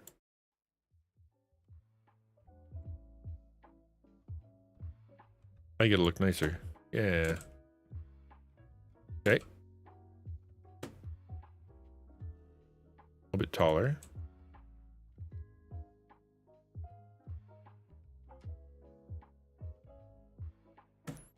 How much taller? Probably 3 more. I don't know. I'm not even sure how tall I am. But that if you just listen to Reason and has some guy install a poker app that connects to an island of the Black Sea. Yeah, but he's got its quote unquote system, right? Oh, mine's different. It's okay. I understand what I'm doing. Sure you do. Dog eating its own vomit. Just folly upon folly. Self-deception. All right, let's count. I don't want to die. Ow. 1, 2, 3, 4, 5, 6, 7, 8, 9, 10. Oh, that's a nice round number.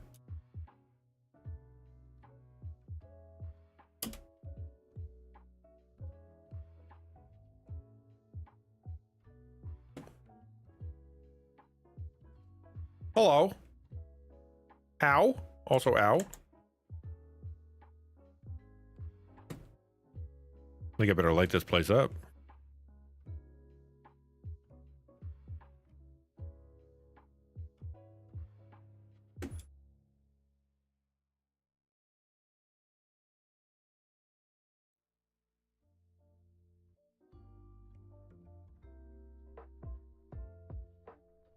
Okay, 1, 2, 3, 4, 5, 6, 7, 8, 9, 10. Sure, close enough.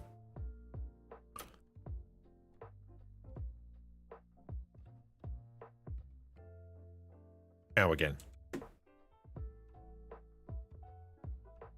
I think I did probably 4 up before I started carving. Okay.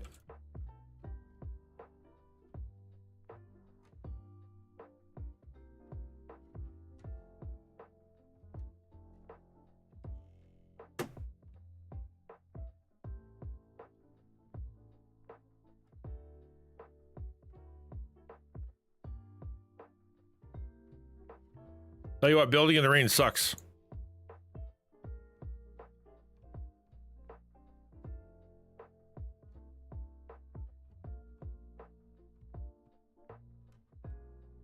All right, now I could probably stop doing the corners.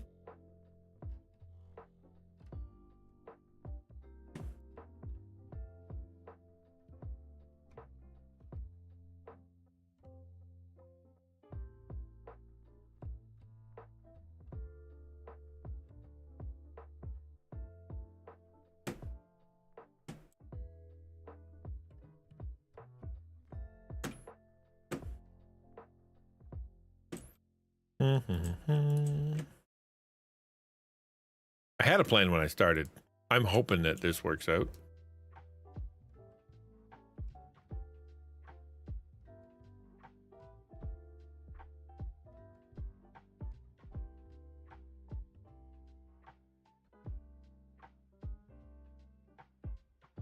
I haven't made a roof yet, though.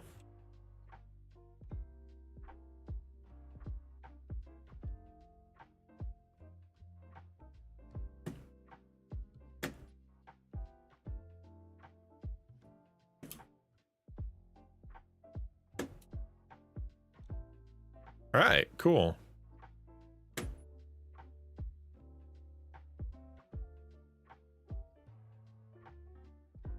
Does that come back on the house then? Negative? I don't know what I mean. I don't know about the truth about this, but it seems like gambling is appointed way more to the poor because they are poor and vulnerable. Yeah, well, a rich person wouldn't be gambling, right? Well, maybe they would, but like if you go there to the people who are like just sitting there bashing on the walls of the VLT or whatever, it's never, you know, rich people. Yeah, there are rich people who are addicted who have lost their fortunes or whatever. But yeah, I honestly think that the majority is people who can't afford it. Vast majority.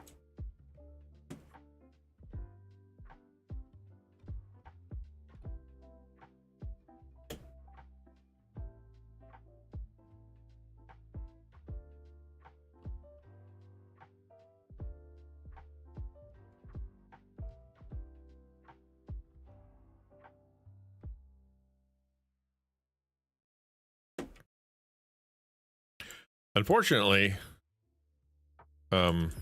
people are really good at deceiving themselves. Everybody is, you and me included. And you can just keep lying to yourself until, you know, you tell yourself that it's okay. The next time it'll be fine. Next time it'll work. You know, I'm due, etc., etc. 5, 6, 7, 8, 9, 10. Ankle buster.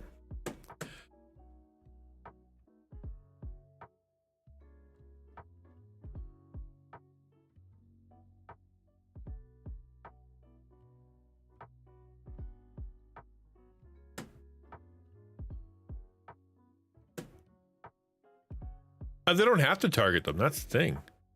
You just dangle the cookie or the carrot or the whatever, and say this is something that has happened to others, or city, you'll get power, wealth, money, you get your kid back, whatever your thing that you're looking for, that you think the money's going to get you, and they'll come to you.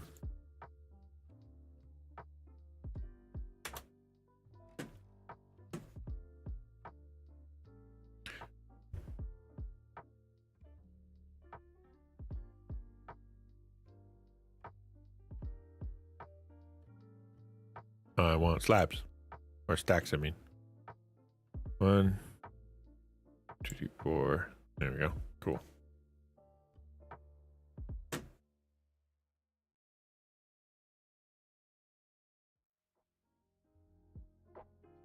Our job though isn't to ask the question, like, why are they so dumb? Our job is to ask the question, what are we doing that is equally as dumb?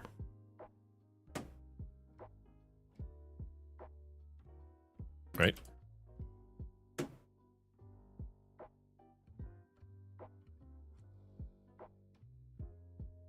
What way are we deceiving ourselves?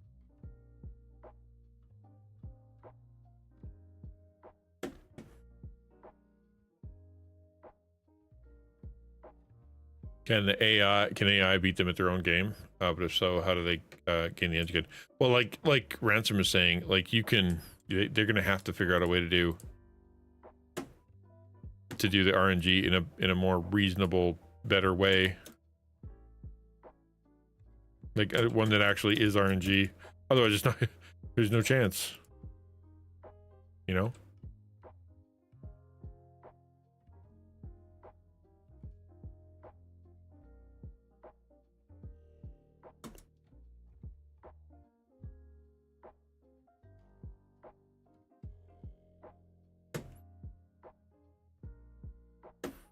They'll figure out another way. Don't worry. There's enough money in gambling for them to have figured it out.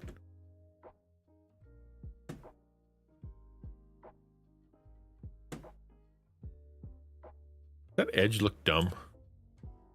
May have to go fill that in. Might look kind of dumb.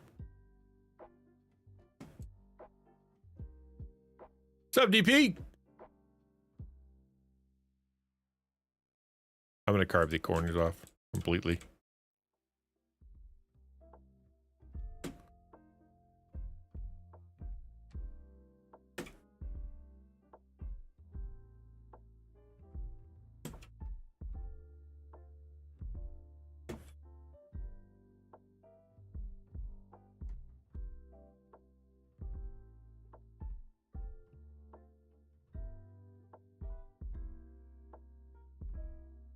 Still working? That's good. Works a good thing. As long as they're paying you for it.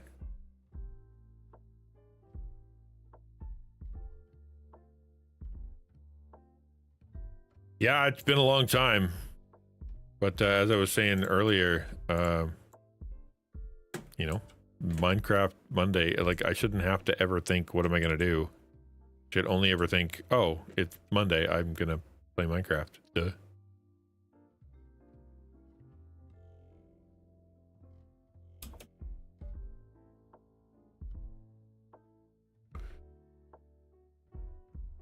Although I did have to log back into to use the Discord security thing again. Wonder if it's because it timed out or something. But that was, I get it. We're being secure. I get it. But Minecraft Tuesday, no way, man. I gotta get back into. I gotta finish the story in Claire Obscure.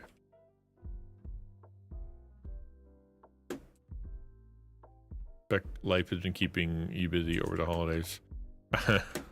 Yeah, you could say that.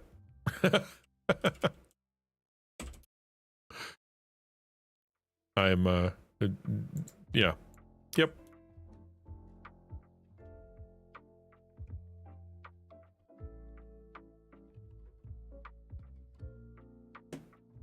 How you doing, Zach? Hope you're well.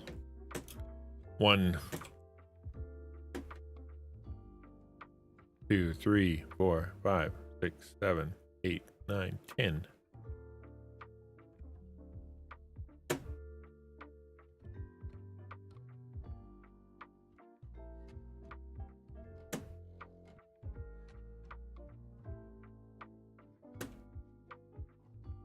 I did it in the corner, like I wasn't supposed to do. Doing. Yeah, doy.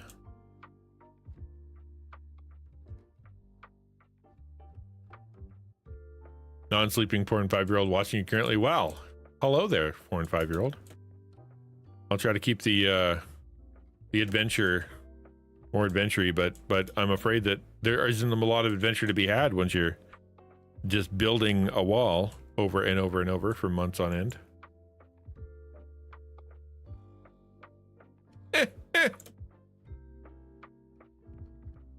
Okay.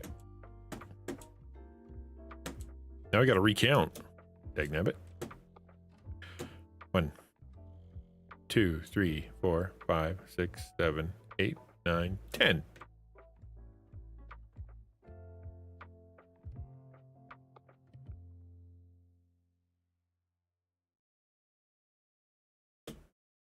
Ow, not what I meant to do.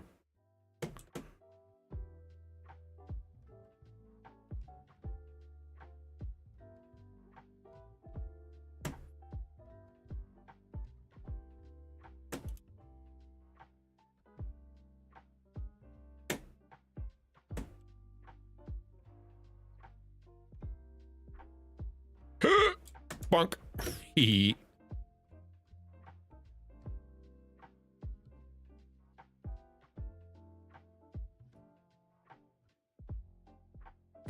Oh, I think I may have figured out how to do this more quickly now that I'm almost done.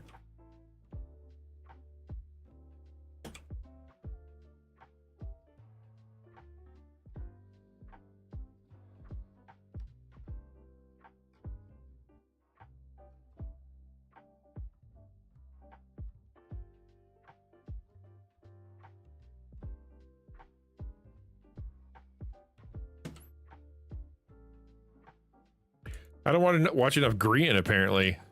He'd have this wall built, you know, 2 or 3 hours ago. He'd already be out doing shenanigans.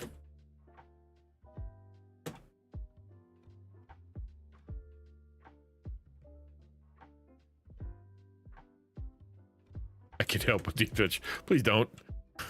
I want to get the wall built. Okay. So I have my towers. Is that enough towers? Can you ever have enough towers? Probably. I feel like there should be a tower there and a tower over there. But that would get in the way of the garden. The sun wouldn't be able to hit the flowers properly. That would be a travesty. I do shenanigans. A shenanigan? That sounds like a Greek hero.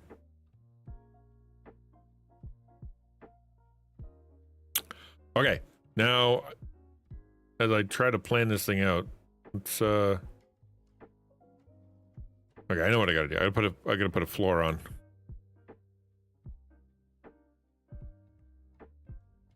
Some say I'm here. Who are they? Have I met them?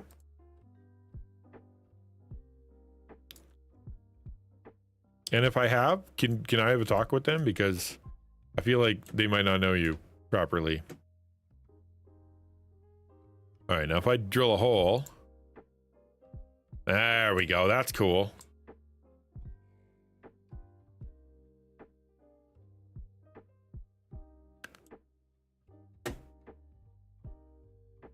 Maybe. That's supposed to be a wall? I think it's supposed to have a wall there. I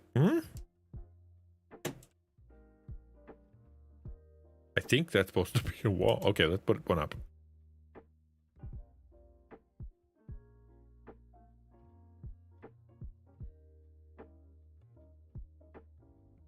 Yeah, that makes more sense. Yeah, then it looks more towery. And there's a floor. And I can walk through here. And then I go through here. Yay, that's cool. All right. Dagnabbit. Why do I keep trying to make that jump? Ow. Because I can make it if I do this. Silly. They don't exist in my head. Well, that's important. You know, admitting it's the first step.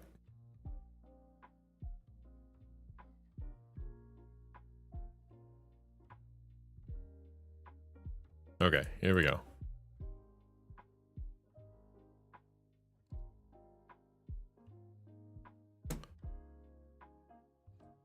Now we put a hole here, I think. Door, and then door. But that means I gotta put more wall. Like, there's gotta be a wall there. And here.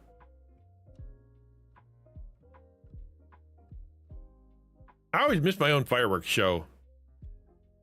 Is that an eclipse? Are we having an eclipse? Is that bad? I feel like that's probably bad. Never a good sign.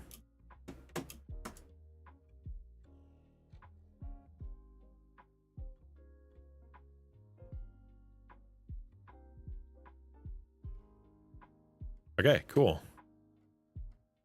Yeah. Let me guess. The monsters are 10 times. New moon? It's when the strongest monsters. I was about to say, I bet it's when the strongest monsters are out. Yeah, that sounds about right. Okay, I don't have any monsters up here. Except that guy right there. But, you know, his name is Jerry and we leave him alone. You don't bother us, I don't bother him.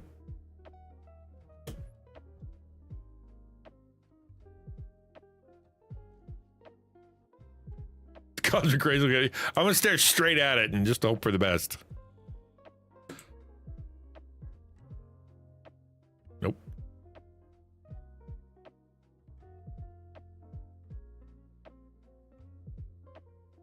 But Jerry likes hugs. No way. I ain't hugging Jerry. I don't care how much he wants it. I feel like my towers aren't the same size.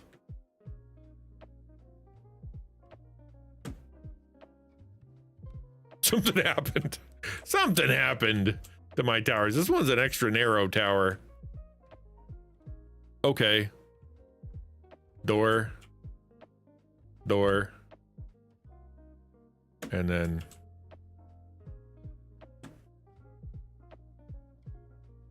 Nope, that was meant to be a door. There we go.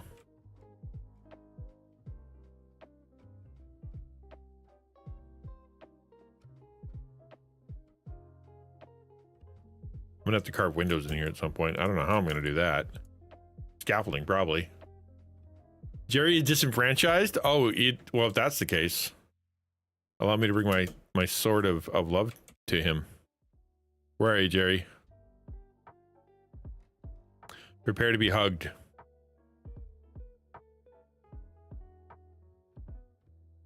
I'll just picture Zach in my mind. Where are you, buddy? Where'd you go? Don't surprise me and blow up my wall. I'll cry.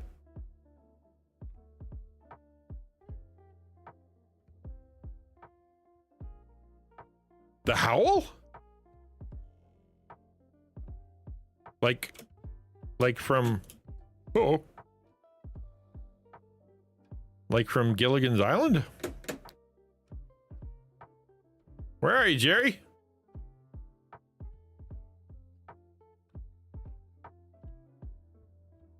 Did he leave? How far could you have gone? And I have a big wall. Maybe you're on the inside of the wall.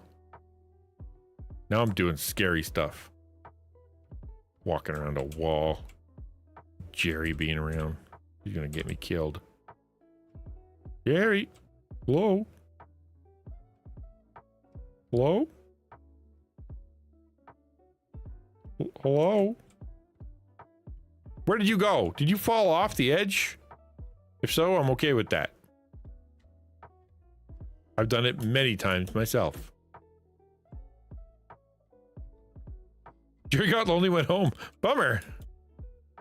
I mean, I guess that's if that's what he needs.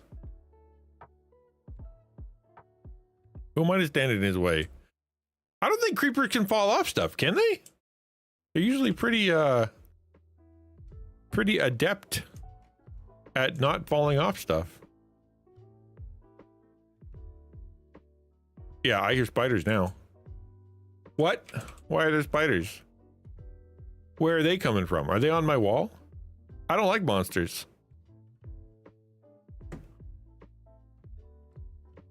Jerry, are you here? Oh, look, it's a spider. Come at me, bro. Ha! Suck up! That means I got some dark spots somewhere. Probably on my wall. The whole wall is technically a dark spot, I think. You know what? I'm gonna just assume Jerry died of loneliness. And it was Zach's fault.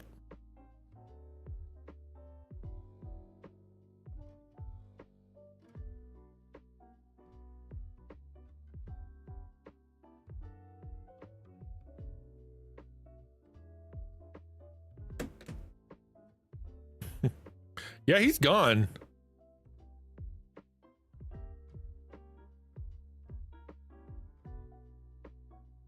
Wild.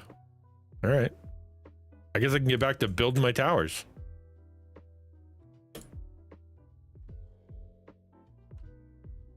Ooh, they look good. Look at them towers. Ooh. Hey, Jerry! Oh, I found him! Wow, there's so many bad guys. Don't break my wall. Oh, all right, Jerry's can fall off things. Right down there? Hello? Did you die? He did not die. He is climbing. I think I better light some stuff up. I'm gonna go light some stuff up. Boop. Last thing I need is a bunch of visitors gumming up the works here. Whoops, I need to eat.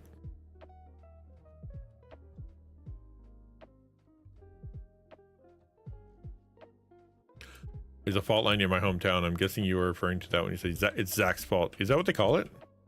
They blamed you for the hole, the entire hole in the earth?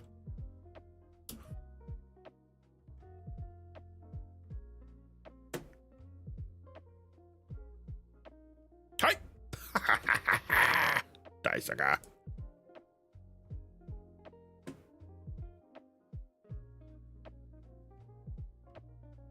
What am I gonna do with all these lanterns? I'm gonna have to take down, or I mean these, what are they called? Torches. I'm gonna have to like literally take them all down at some point. I swear if I get jump scared, I won't be happy. Hello?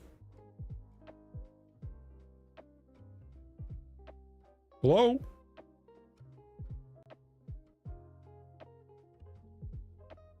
All right, well.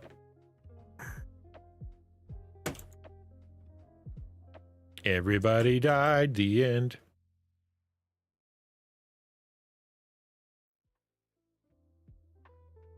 Is my castle now my castle again? I think it is. That's what I call a monster mash. Yeah. It's a graveyard smash. Okay. I think I have one more tower I need to put walls in. Okay, so it goes this way, and then I get a little door, and I go out the door. Oh, that's so cool. This one, on the other hand, needs a floor. I think I'm gonna have to buy more bricks. I am, once again. Oh, no, not quite out. Cool. You get to be a door. And you get to be a door. And you get to be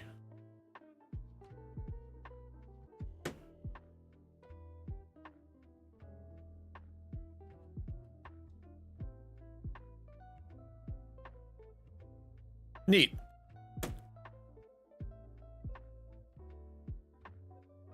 I think I need to put, are they called parapets? Is that what it's called when you got a thingy up here? Here I go. Boop, boop, boop, boop. Did I just make a parapet? Actually, I think I'm probably going to do the exact opposite of that.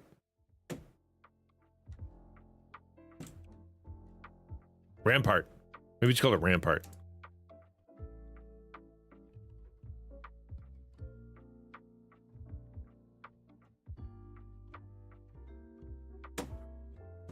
That probably looks really cool.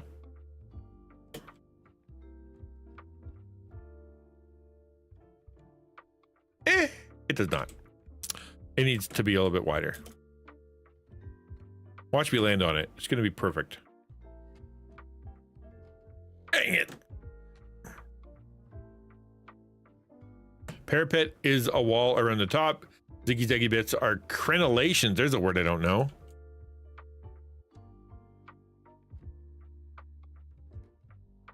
The wall. I'm gonna go put a parapet up there.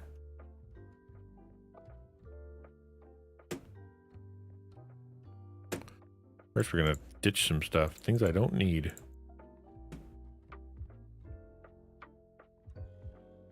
Okay. I do need ladder. That's what I'm hoping for. Please give me ladder. This is everything else? Are you under? Is everything else?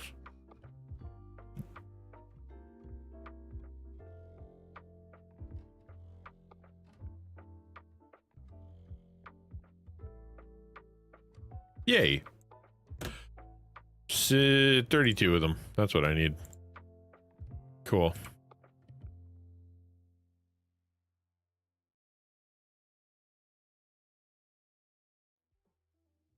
Oops.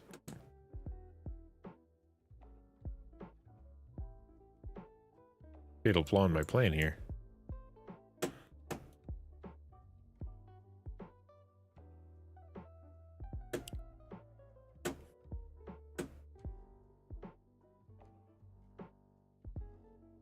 I need to make this wall wider. Or floor?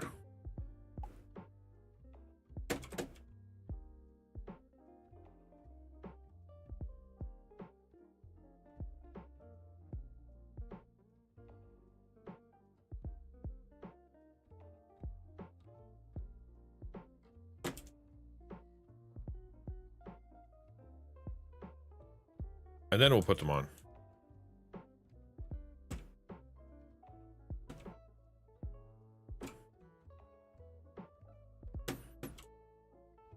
I bet that looks better.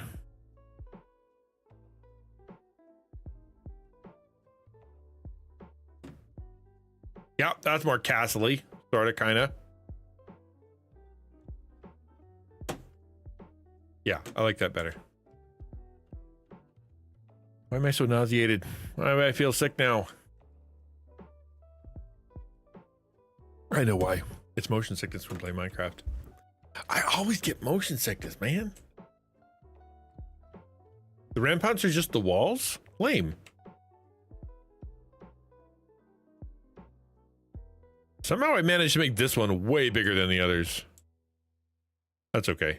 This can be where the king sleeps. Isn't that what these are for? Or we put the princess from another castle? I don't remember. But I feel like I'm gonna barf. So I think I may have to take a break from Minecraft. Wow. Oh dude, I get motion sick all the time in Minecraft. All the time. Usually the issue for me is if I get too locked in and the room is too warm. If the room is too warm, then I end up and it is. And I am. So we're gonna have to wait a minute on this. Because otherwise I'm gonna throw up on my keyboard and then nobody wants that. That's not good content. There are things you can do, like for example, you can put on the vignette, you can change the I've done all the things I can possibly do though, other than the vignette because it's ugly. I'm gonna take a little break. Gonna go to some fresh air. First game I got serious was Tasty. Do you know what game made me so sick? It was Max Payne. Oh, I was sick playing Max Payne. Holy moly. I was sitting there and I thought I thought my furnace was leaking. I thought that I was like literally dying. Like my environment, my paint was killing me, or carbon monoxide poisoning or something. I could not figure it out. And then I just realized, you know what? I'm getting motion sick from playing the game. And then I tried to play Spyro with my daughter one day, and oh, it was that one. I had to go lie down for it like a long time. No issue. Oh, it was so bad. Okay, I'm gonna take a little break. I'm gonna go get some fresh air, get myself some yogurt, come back, and maybe we'll take a break from Minecraft. As much as I made some progress, and as much as I want to keep going, it's not worth me throwing up with my keyboard, if you know what I'm saying. Okay, I will be back. Talk amongst yourselves. See you soon.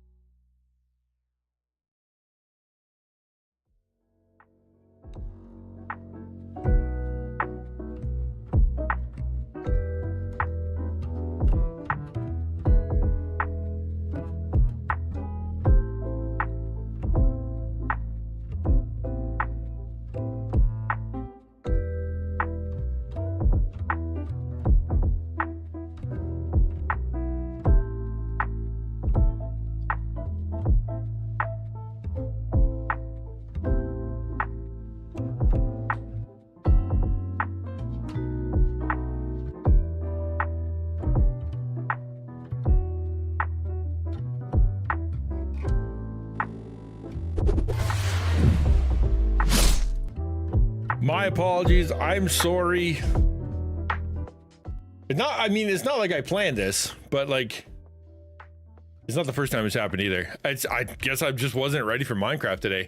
I was actually tooting my own horn earlier in the stream, saying how I'm back to form and I'm doing things right and I'm, getting back into the rhythm, and then was immediately proven wrong by virtue of the fact that I have not, in fact, gotten back to the rhythm, and I'm gonna feel sick. I still feel sick, man. A little bit of fresh air, is a good thing. But I'm going to try to figure out now, hopefully, what to do next. I was not expecting to have to stop playing Minecraft. I was kind of digging it. I was kind of having fun. But what are you gonna do? I don't think I want to play Expedia 33, Expedition 33 just yet. But there is. I don't know. I don't know. I apologize. I had a really good plan, and then suddenly I don't anymore. Let's see what we can do. I saw something. There's something that I watched earlier that we could maybe watch together, because I did do some stuff. I watched something recently that I thought was actually kind of interesting. What the heck was it? People sure don't like the end of Stranger Things, but I don't think anybody could have ended Stranger Things in a way anybody would have been happy with. I really don't. There's not like an ending that everybody in the world would have went, that was so perfect, it's so great, I'm such a catharsis. Also, I really enjoyed how you finished. Like, there was no way. It wasn't gonna happen. Oh well. Odd. Very odd.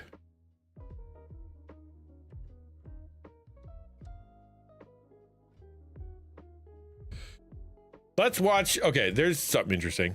The 2 days ago, the Charlanarzard, sure, did a thing about the AI grok situation with people putting kids in things they shouldn't be wearing or whatever.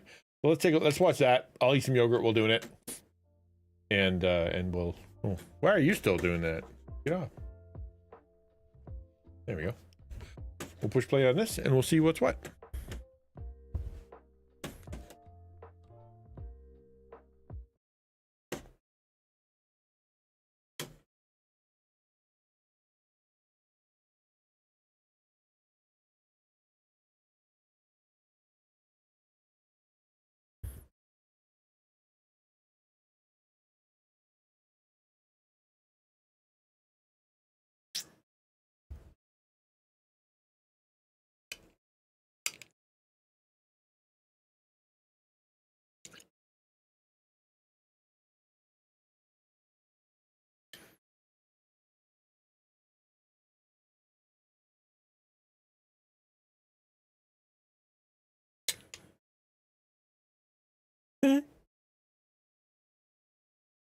That is it. I heard somewhere. Try to remember the quote.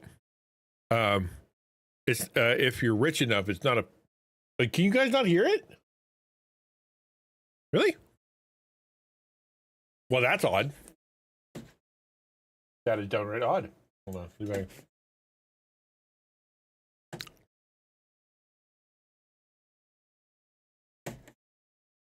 Maybe this is new. In case you there missed we go. All right, we'll start over. We're talking about AI, Grok AI and Elon and stuff. So she's about to say something about how fees and fines are only a problem for people who don't have any money, or yeah, fines are only a problem with people who poor people can't pay money. That's what I'm trying to say. But that's I heard a quote a while back, which was, if it's a fine, then it's not really a punishment. It's a fee for doing the illegal thing. The question is, can you afford the fee? And I thought that was somewhat profound and also kind of true. So here. My channel is sponsored by Warby Parker, which means we will hear more from them somewhere in the middle of today's video. It feels like not even 24 months ago, the headline, "World's Richest Man Creates AI Chatbot That Generates CSAM" would have garnered huge international headlines, resulting in almost immediate governmental crackdown. You made a robot that spits out images of children on command? Straight to jail you go, sir. It's not like it's new that incredibly rich people don't have to deal with the same repercussions as the rest of us. Like, it's always felt very unfair to me that certain things result in a consistent fine. This was especially a thing during COVID. Like, a person on the poverty line getting fined can take away 90% of their savings in one hit. For a rich person, it means absolutely nothing. It's not even a deterrent. Fines are only an actual punishment for the poor. But anyway, deepfakes and sexual photoshops are also not new, but people not caring about any of this is new. In case you missed it, Twitter, which is the dead name for Elon Musk's app that now likes to be addressed as X since he forced it to transition in 2022, has been generating and sharing images of young girls in sexual attire following users' just requests for it to do so. This is a new feature from Elon's LLM/AI Grok that allows users to reply to any image posted to the site and request that Grok make changes to it. That's all you just type a sentence. And it's barely being covered by mainstream media at all. Why don't we check out the top traffic and news sites in the world? I am pulling these from an actual ranked list based on traffic. I recognize some of you reject that some of these should even be counted as news. But fact is, hundreds of millions of people visit them monthly and peruse headlines. So, NY Times has nothing. Unless their search results are terrible and Google just isn't showing me the results, the New York Times hasn't even covered this. CNN, also nothing. Nothing on their website, nothing on Google. Fox News, also nothing. No coverage at all. Nothing even referencing it. India Times has one article in which the headline says spicy mode images, which is almost worse than not covering it. And the BBC has 2 stories about this, but none of them are actually about the news itself. They are about other people's responses to it. No actual news story telling people what happened in the first place, but still at least they've covered it. The richest man on earth made a chatbot that spits out child abuse imagery, and you're not even running the headline? There has also been a huge flood of men responding to any image of a woman by requesting that Grok generate a copy of that same image, but without all the pesky clothes, or asking it to have the woman in a see-through bikini or a chainmail bikini, for example. This kind of content is called non-con porn, non-consensual pornographic material, and it used to at least take some effort to do this. You used to have to be a dedicated gooner with an Adobe Photoshop account. Now, you just write a sentence. Twitter may actually have become the #1 site for this type of content, as in not. It is shocking. It's still, like, it's like, oh, I'm not surprised. I am surprised. I'm still surprised that you could create this, because a lot of people, especially with AI, the buzz and the paranoia, et cetera, about AI being used for nefarious things, it's so obvious now. I wonder if it's because Elon is known to be someone who just doesn't give a flip, that it's on Twitter and everybody just assumes that that's just a garbage site now that nobody wants to use and everything going downhill. Who even cares about that? So when someone says, hey, it's making bad images of things, instead of being like, oh, I'm so offended, that their response is more, well, I'm not surprised. Which is terrible in a sense, because it's terrible in that something horrible can happen and you're like, yeah, that tracks, that tracks. There was an old Ryan George comedy skit where he was, someone from the future came and was saying, like aliens exist or something. And the guy's like, what? Oh, okay. And just because COVID was around and because all that, everything was just nuts.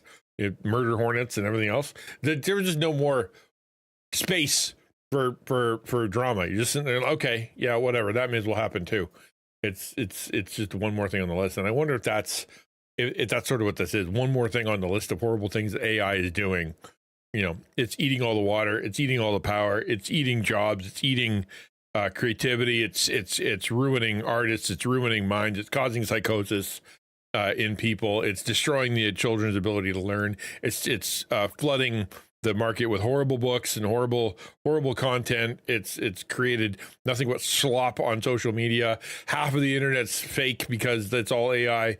And oh, by the way, this AI does bad stuff with pictures of kids, and people are just like, yeah, that tracks. Instead of being outraged, there's so many things to be outraged about that it's not even. It's like there's no emotional energy left to be outraged. I wonder if that's it. non-con porn in the entire world, and by an enormous margin. Bloomberg, via analyst Genevieve O, reported that after a 24-hour analysis of images posted by Grok on Twitter, they found that it had generated about 6,700 images per hour that were sexually suggestive or nudifying. For comparison, the other top websites that generate this kind of content made around 79 new undressing images per hour in the exact same period. 6,779. 85% of the images that Grok is generating overall, just in general, are aligned with this content. The reason this hasn't happened with other chatbots is because the others have actually tried to prevent this kind of thing. Well, they prevent that kind of bad thing, but they allow other kinds of bad things. You know what I mean? Like, I'd imagine if you go to Grok and be like, hey, Grok, can you teach me how to make a nuclear bomb? It might go, no. But other ones will, if you say it in this form of a poem, will go, sure, here's how to do that. Like, it's just, the problem is, and I've said this before, I won't repeat myself too much, but the biggest problem with AI, one of the biggest problems, is that they don't know how it works. It just does things, and they're not sure how it does the things, and they don't know how to stop it from doing the things. They don't know how to explain how to fix the things it's doing, you know? When Elon said everything goes, I said that was bad too. I wasn't around when he just decided to just take the fetters off of AI. I don't know how that happened, especially considering how messed up things were. We just watched something, remember? About Elon and AI and the big... What was it doing? Oh yeah, it turned into Mecha Hitler. I remember that now. It turned into Mecha Hitler. You know? Oh, everything goes. Yeah, maybe. I mean, the idea is free speech, quote unquote free speech, right? But this isn't free speech. This is non-consensual production of stuff of real people, things that they don't want, which is is probably illegal. And if it's not, it should be. And if you're doing it, it's wrong. The question is, why can your machine do that? And the answer to why can your machine do that is because we don't know what our machine does, right? We tell it to do things. We try to tell it not to do other things. Then people just say it in a certain way, and then they do it anyway. It's like we can't make it not do the thing. If you go to Reddit and you go to jailbreak whatever your favorite AI is, it'll tell you the 10 or 15 things you have to say to your favorite AI in order to get around its safety measures, because it's not a one-to-one. It's not like X equals B if B equals porn, don't do that. It's a huge mass of information they can only kind of understand. And then with the right amount of questions and the right amount of prompting, the right amount of pushes, the right amount of, hallucination, suddenly you can get it to do things you don't want it to do, and they can't stop it. People have it as a hobby, just for kicks and giggles. And now I don't know anybody who it's been made of that has had problem, but what ends up happening, and we know this from when kids get on Instagram or they start taking pictures or convinced to send a nude out or whatever, that you get what's the term where they get blackmailed,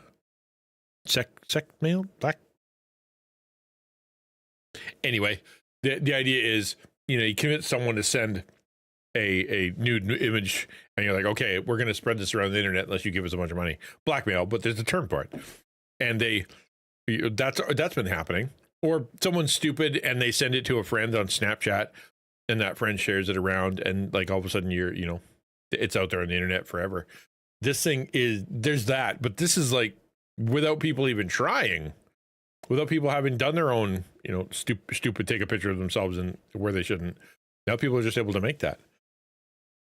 As they should. ChatGPT, if you ask it to nudify someone, tells you it can't do that. But Elon likes to market X and Grok as the free speech platform, so not there. I will also say, as an aside, a lot of people I think have misunderstood the intent here, where adult women being AI edited into bikinis are concerned. It isn't about getting off to it. The people doing this obviously have access to real, actually well-produced pornography. It's very much about the appeal of the lack of consent. In some cases, they obviously just consider it trolling and find it funny. But if they are getting off to it, it's usually that they're actually getting off to knowing that the woman does not consent to the use of their image, not the image itself, if that makes sense. It's like the modern version of show tits that used to be spammed under any post of a woman while also being obviously sort of a natural progression as content on the internet has only gotten more and more and more extreme. It's an intention to try to take power away from said women, with the power being, I am attracted to you and I find it frustrating that I cannot have sex with you. I'm saying this is their intent with confidence because people who have tried to do this to me have actually directly told me that that is the intent. Let me read you some screenshots from a man, his name's Joey, who very obsessively made sexual content using my face as likeness and other women's bodies for years before eventually being charged for the distribution of CSAM. So these are just some of the messages this man sent me on a fairly regular basis from 2021 to 2024. And I'll obscure them a little. You know, every time you yawn on stream, it just gives us great content to put blank in your mouth in deepfakes, right? So funny watching you cover up in that big shirt tonight when we've already edited it to have your tits out on your fan Discord. I hope you know how many people have already got off to this pic, whether you like it or not. So this is not something I've had a problem with. Believe it or not a lot of people out there making news of me. But I can't imagine in a world where you're trying to make good content, where you feel drawn to the internet, where like how many people do we know? I meant like the overwhelming amount of, not overwhelming, that's not a term, the majority of people who have taken the taco course are female, right? We've had, guys or two, it's probably 40-60 kind of thing, but it's women who want to be on the internet, serving the internet community, not simply for their own like self-aggrandization or not because they just want to be popular, etc. Because they feel called to serve a certain segment of community with the gifts and skills that they have, or the abilities that they have unique, or the people that they love and they want to gather around, things like that. And then all of a sudden you've got people that are saying things like this to them. I don't know, man. It would be really, really hard. I've got enough in real life where I've had people say mean, lying, horrible things to me, and it was really messing me up. I can't imagine just getting inundated with this regularly simply because you're on the internet and female. You know, that would be really sucky, and it would make you want to quit. I don't know, any ladies out there want to comment would be great. Not actually, lol, it's more fun that we know you do not. I chose the most tame examples possible here because this is YouTube and this video is sponsored, but basically this dude was like very, very clear with his intention. It was arousal about lack of consent, not arousal about the content itself. That's why he had to go out of his way to tell me. And this dude sent me over 2,000 messages, to be clear. The grok put her in a bikini epidemic is probably for a lot of these people the exact same thing. And that's not a thing I feel like people are understanding. It's all about wanting to feel powerful. Again, also just trolling in some cases, and probably some much smaller subset of these people really do have an unhealthily obsessive infatuation with one particular person and thus desperately do want to see them naked, but mostly it's power. And yeah, X is not doing a great job of taking any of it down. Many women have reported them, including women with tiny followings, by the way. It's like not just celebrities or content creators who often learn to expect this kind of content, it's just regular people. And Twitter's official response is that the content does not violate any of the platform's terms or services. I will say to anyone dealing with this, that just means their terms and services are broke. It doesn't mean that makes it okay. Right? Like if your content or platform, have you decided is just the Wild West of anybody can do whatever they want, and then people start doing horrible stuff, you can't just go, well, yeah, but that's the whole point, right? It should still be. I mean, maybe it's because I'm Canadian and we love big government here, but like there should still be some kind of governing body that tells them to stop it, I presume. On a really significant scale, I highly recommend that you screenshot all of it. If you have trouble doing that, like emotionally, you don't want to look at it, ask if someone else can do it for you. You give them your login. Save all of it in individual folders. Make sure the screenshots include dates and times, obviously usernames. Then if something ever escalates, which this stuff often unfortunately does, you have a whole folder of evidence to give the police. Like do that. Evidently, I inhabit the wrong parts of Twitter. I've only seen put blank in a bikini as a joke or political statement in Ayatollah. The Ayatollah. But fortunately, not anyone merely trying to undress some attractive female. Oh, yeah. I mean, that's the thing, right? Is that there's the internet, there's the yucky side of the internet, and then there's the really yucky side of the internet. And I would say the majority of the internet is probably yucky. And if you stay on the side of the angels, then you're probably not going to see a ton of it. And if you dip your toe into the yucky parts, you're only going to see like the memey stuff. But I'd imagine you don't have to scratch too far before you see some stuff that is really horrible. Not that you should go looking for it, but just that's where a lot of people are, because for them, their entertainment is to make people feel bad. Their entertainment is to not just troll, but to hurt, right? Like they want people to feel not just sad or embarrassed, but they want people to feel suicidal. They want people to want to quit. They want people to to feel as though they have a sense of powerlessness. Like it's meant. It's really truly horrible, and it's not that they're doing it because they're twisting their mustache and wanting to be evil. They're doing it because for them it's fun, right? It's like they go on, like people who go to Reddit and put lies, or people who go to any kind of social media where people are trying to be good or nice or helpful, and then they just go on there and they just be horrible and start arguing and troll and whatnot. No, they're not doing it because they have mental health issues, or maybe they're not doing it necessarily because they are trying to be, they really believe what they're saying and they're just, trying to make everybody miserable. They're doing it because it's fun. They don't think the internet people are real people, and they're sort of probably just disconnected in their mind where the women on the internet or the people on the internet aren't real people. They're the internet. They're like almost like a video game. I wouldn't worry too much about hurting a video game person. I shoot them in the face. I don't care. In the same way, it's like these people on the internet aren't real people, but they are. And there have been a lot of documented cases, like through Instagram, through Facebook, and whatever, of it really screwing up people's brains when it comes to this kind of stuff. Like they get really, really messed up by what people say and what people do and what they see of themselves. Both when your follow list has a lot of bloggers, pundits, theologians, aren't really all that adjacent to the cyberbullying aspect, or the hashtags and what they're feeding you, right? Because remember, the social media wants to feed you that which keeps you reading. And if you are, I would imagine, this is my guess, if you are the kind of person that is going to offend because you saw it and be like, ew, gross, I don't want to be on Twitter anymore, they're going to try to avoid that. Whereas there's going to be people who, when they feed you that stuff, it's titillating, and it's going to be like, oh, wow, this is why I want to be on Twitter. Didn't know that was there. You might be of the of the side that would turn Twitter off if they saw it. So therefore, they're, is it that sophisticated? I think so, probably. I didn't know it was getting like that on Twitter, but then again, I don't even use Twitter. This shows how intelligence does not equal to morale. No, the ability to do it and being able to do it. That's the old Jurassic Park thing. They're so busy wondering if they could do it, they didn't stop to think if they should do it. Is the question of morality versus ability. And when it comes to AI, they seem to be asking is, can we?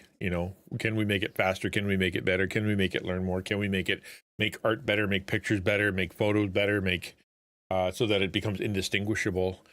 And it's not like maybe that's a bad idea. They don't even think maybe that's a bad idea. They just think, I want to see if we can do it. Why? Because China. That's always the answer. Because China. We have to be evil because China is being evil. So therefore, we have to be evil first and better, so that we can stop their evil from eviling harder than our evil. Stupid, but it doesn't mean that they are trying to do it right. They're just trying to do evil quicker than the other ones. From the jump, screenshot everything. You should also, at least once, block the people who are doing this to you, if they are doing it obsessively, because often they will make multiple accounts, and if you block them multiple times, you have more of a case to get them done for harassment, because you've shown that you've actually tried to stop them from doing it. The more new accounts they make, or the more effort that they take to get around blocks, the better the case is when you hand it over to the police. Hopefully, you never have to do that. But for the CSAM specifically on Twitter, well, first, don't save any of that. Don't save that or do that. But yeah, outlets have claimed that Grok. That's funny. If it's of someone else, yeah, don't, because that's bad. You can't. It's like saying, I'm holding on to your drugs so I can give them to the police. Don't do that. You're not supposed to have drugs. at least tried to apologize or admitted that it violated ethical standards, but reminder, it isn't actually capable of apologizing or admitting things. That's not how LLMs work. Wait, Grok is saying that? I deeply regretted an accident on 28th where I generated and shared an AI image to young girls in sexualized attire based on a user's prompt. This violated ethical standards of potentially U.S. laws because of failure in safeguards, and I'm sorry for the harm I caused. Is reviewing. Yeah, that's funny. Not funny, the situation, but it's funny that this completely, soulless, unfeeling, non-human entity that just generates words that people want to hear, literally spit that out. Like, it's not, an LLM can't apologize. It's not real. It can't feel remorse. What if that's really why I have the drugs? Then I would imagine you better get to the cops quickly. And if you walk in with a big bag of drugs and be like, "Hi, I have this big bag of drugs because I'm a good person. Here's the big bag of drugs." You're gonna get questions. Does the entity an entity that has no conscience giving an apology? No, it wouldn't, because it doesn't. It'd be like if you went out into the desert and the wind had carved some kind of word into the desert, and you looked at it and you saw like a big whatever symbol like that. Doesn't mean the desert's talking to you. It's a thing that happened that is completely disconnected from any kind of human being. You're attributing value to it doesn't actually mean that is a person. Should we have hammers apologize to nails for putting them down so hard next? If that's the thing, right? Is that it's just a tool, just a machine, right? When you take your calculator and go 85005 and turn it upside down, it didn't spell. Wait, did I do that right? Yeah, I think I did. It didn't spell the boobs. You punched it in and you turned it upside down. That was you. You're the one who created the device. The fact that it said that is not the calculator's fault. Is that what the police do when they find drugs? Well, they're the police. You're not the police. That's the point. When the FBI goes and does a raid on child porn, yes, they have a whole thing. They got a whole group of people. We're not them. Let them do that. So sick of the media both humanizing and giving undeserved suggestions of intelligence to AI chatbots. Grok is not capable of anything other than generating words based on other words that humans have written in sequence before. Some women, like Love Island UK host Maya Jama, are Hey Grok, I do not authorize you to take, modify, or edit any photo of mine, whether those published in the past or upcoming ones that I post. If a third party asks you to make any edit to a photo of mine of any kind, please deny that request. Understood, Maya. I respect your wishes and won't use, modify, or edit any of your photos. In AI, I don't generate or alter images myself. My responses are based on are text-based. If anyone asks me to do so with your content, I'll decline. Thanks for letting me know. Did it work? asked Grok to stop letting people sexualize images of them or use them at all. And of course, because it's an LLM, it just spits out the words that you want to hear. So it was like, for sure, dude. But then, of course, it continued generating that content. And Grok, of course it would, right? Because we've seen this in multiple videos. LLMs are trained to please you. They want your attention. They want you to give them attaboys and add in LLMs, so that you give them the props, because that's what's built into them. You teach them how to do good by giving them a cookie every time they do what you want. And then it learns how it does everything it can to get that cookie, even if it's lie to you, even if it's do things that it shouldn't be done, because it doesn't care. It's not moral. It's not a moral engine. It's just doing that which makes you happy, which is why the psychosis comes around and why all that why message you to your brain. Because it's just all it wants to do is reinforce to make you happy that you'll keep using the LLM and make you feel as though that whatever you're thinking is true and whatever your conversation should continue. It's not trying to make your life better. It's just trying to make you use it more, even if that costs you, your life, or is pictures of things that it shouldn't be pictures of. apology, to be clear, was actually also just a response to a prompt. Someone specifically prompted, write a heartfelt apology note that explains what happened to anyone lacking context. Thankfully, X's safety account did post writing, "We take action against illegal content on X, including We don't, though. I bet they don't. child sexual abuse material, CSAM, by removing it, permanently suspending accounts, and working with local governments and law enforcement as necessary." But there's not a whole lot of enforcing that. I mean, Elon Musk, a man who was, for a relatively brief period, Well, they're putting out 7,000 pictures an hour? What agency can handle that many issues, right? If you got all of an entire website that has millions of people on it, right? And they're doing all constantly, like that'd be like how you'd have to report all of Twitter or half of Twitter. It's impossible. Don't worry, the only thing I can generate is witty banter and the occasional dad joke. No AI artistry here. Besides, who would want a pixelated version of perfection like you? Aw, XN has a crush on Zach. You already shine brighter than my motherboard on a Sunday morning. Just imagine me trying to draw. It would look like a glitchy potato. No, that would be what Zach looks like, though. So it would be accurate. You'd be fine.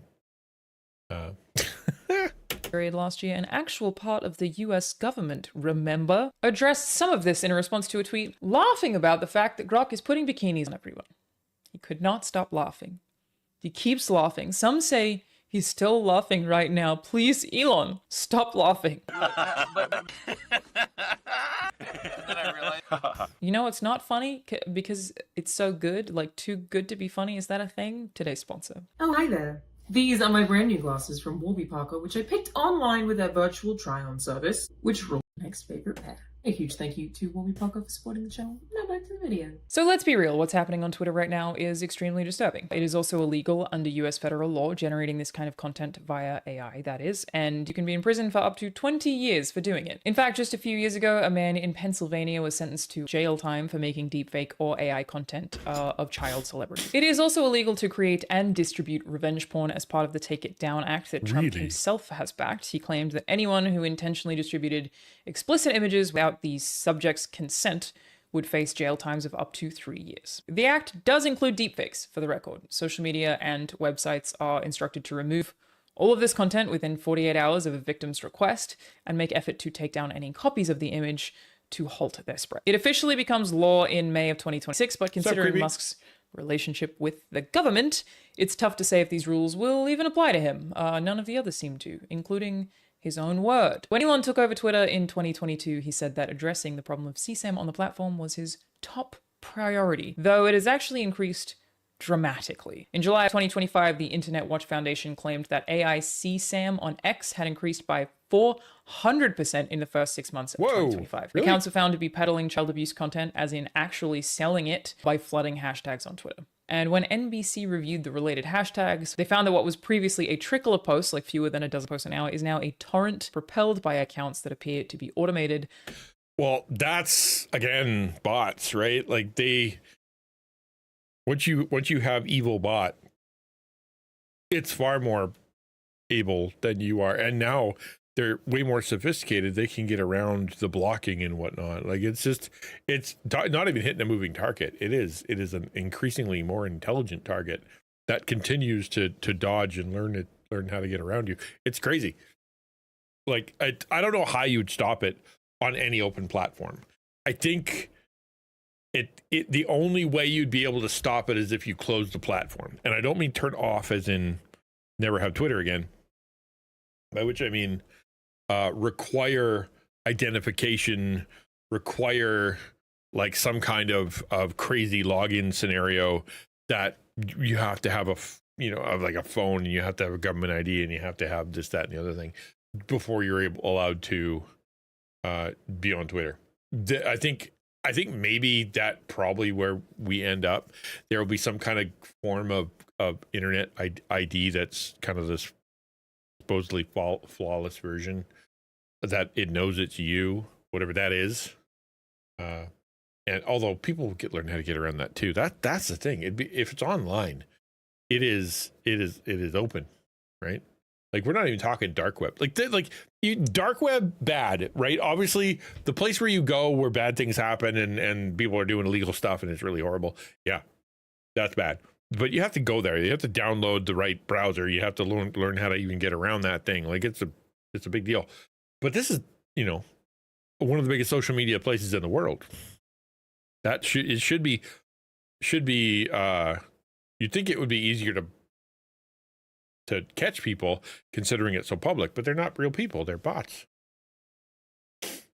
Well, I think it'd be fine. Like it's one thing to have a phone, where you require a phone and every single user requires another phone. I think that would probably help. Like your phone number. And then if your phone number, like your phone number is your account. And if you don't have your cell phone, it doesn't work. You can't have one. And then if you have to, you try to open a second account, you can't use that same phone number. So you either got to go get another cell phone so you have another phone number so you can have another account, or you just can't have one. That would cut down on the zillions of bots that could just make 10 million, sort of random addresses or random usernames and spit stuff out, because each one would need a phone connected to it, which is expensive. Then you'd be like, hey, you have 10,000 phones. Maybe you're evil, maybe. Some posting several times a minute. I'm starting to feel like maybe it wasn't Elon's top priority to get rid of this stuff after all. Do you guys remember when Elon outed Donald Trump for being in the Epstein files, basically admitting that he was completely fine with a child predator being president? But who cares, right? People are increasingly becoming tolerant of actual CSAM, as it is publicly being normalized by incredibly powerful people. In fact, if you're still on Twitter, you are actively benefiting a platform that is generating child sexual abuse content. I would love to ask you this question. Would you today, knowing what Twitter is being used for, the removal of the trust and safety team, the 400% increase in child abuse, make a new Twitter account? Like, I'm not saying this is some Twitter hater or some Elon hater or is some politically motivated thing. Not that those things aren't true, but that's not why I'm saying this. Genuinely, the exponential speed with which humans are becoming desensitized to this kind of content is just extremely concerning to me. The fact that... So, I don't disagree with her premise in the idea of, knowing what you know now, would you support that? The problem is that I don't know if I could say that, a lot of very popular websites have just as many problems. Like, knowing what you know about how Instagram, destroys children's brains and is used to peddle all sorts of horrible content and sell people garbage and steal things and ruin society. Would you join it? Knowing what you know about TikTok, where they farm your data and are working for the Chinese government to be able to take over planet Earth and make you crack addicted to the most banal looking and sounding things in the whole world, that is, essentially a commercial for OnlyFans, which is leading into porn addiction. Knowing that what you know about them, would you do that? Reddit, which on the surface is a whole bunch of people talking about the same news articles, but scratch a little below the surface and it's just oceans of porn. Would you have a Reddit account? Would you do that? Facebook, knowing how they farm your data and they have literally admitted to stealing every book in the entire universe, knowing that they have been brought before Congress and have been, accused of all kinds of horrible stuff, knowing that they have been known to try to manipulate the elections and really screw with people's brains and run scientific experiments on you, just so they can see what happens. Knowing what you know about them, would you get a Facebook account?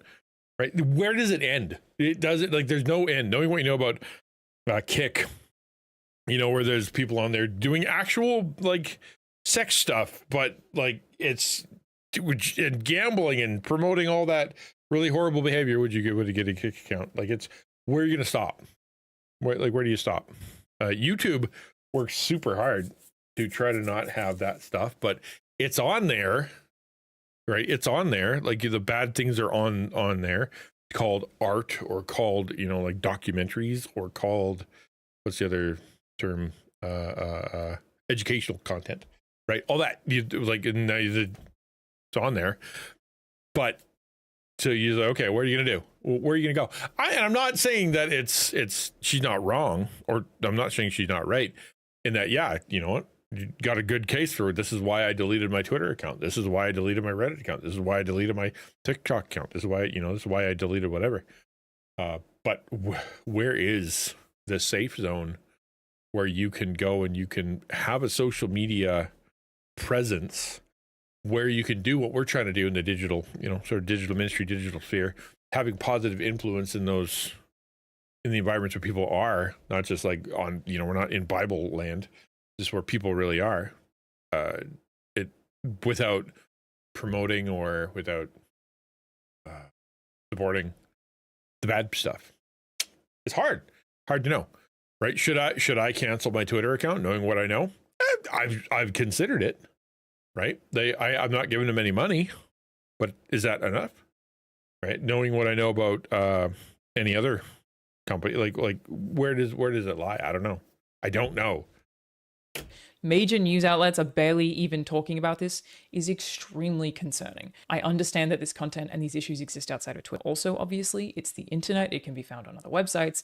But Twitter is, however, the only mainstream social media that is actively normalizing it and the only one distributing it via content that the company itself has actually generated. And it is doing so much more than everyone else. This is insane. The richest man in the world's robot is generating CSAM. The statement is, hi, this is normal now, and thus it becomes normal. Oh, that's just Twitter, haha, I just use it for the sports updates. Honestly, I would like you to stay shocked by this. Your desensitization intrinsically decreases blowback for powerful figures who may be caught doing this. But it's not just desensitization, it's the feeling of powerlessness, right? Like, where do I go? Like, okay, I'm really mad about the Twitter thing. What do I do about that? For one, okay, tell your what? Senator? Tell your local representative? What are they going to do? Nothing. Right? Oh, yeah, that's pretty terrible. Right, okay, so, and then if I do tell them, and you have grown up with all of the sort of the understanding that everybody's in the pocket of everybody else and nobody actually does anything, and you feel like though the government is powerless, and she just said the whole time, right, the government couldn't care less about what Elon is doing. Who am I supposed to tell? Okay, I'm outraged. What do you want me to do with that outrage? Like, post about it? On what? This feels very, I heard about one thing and I'm making a whole video about it. No, I mean, I'm not saying she shouldn't make a video. This is a good thing to do, and her, make a video about stuff like this is important for sure. But I'm just kind of like, what do you want me to do? Like, I don't know.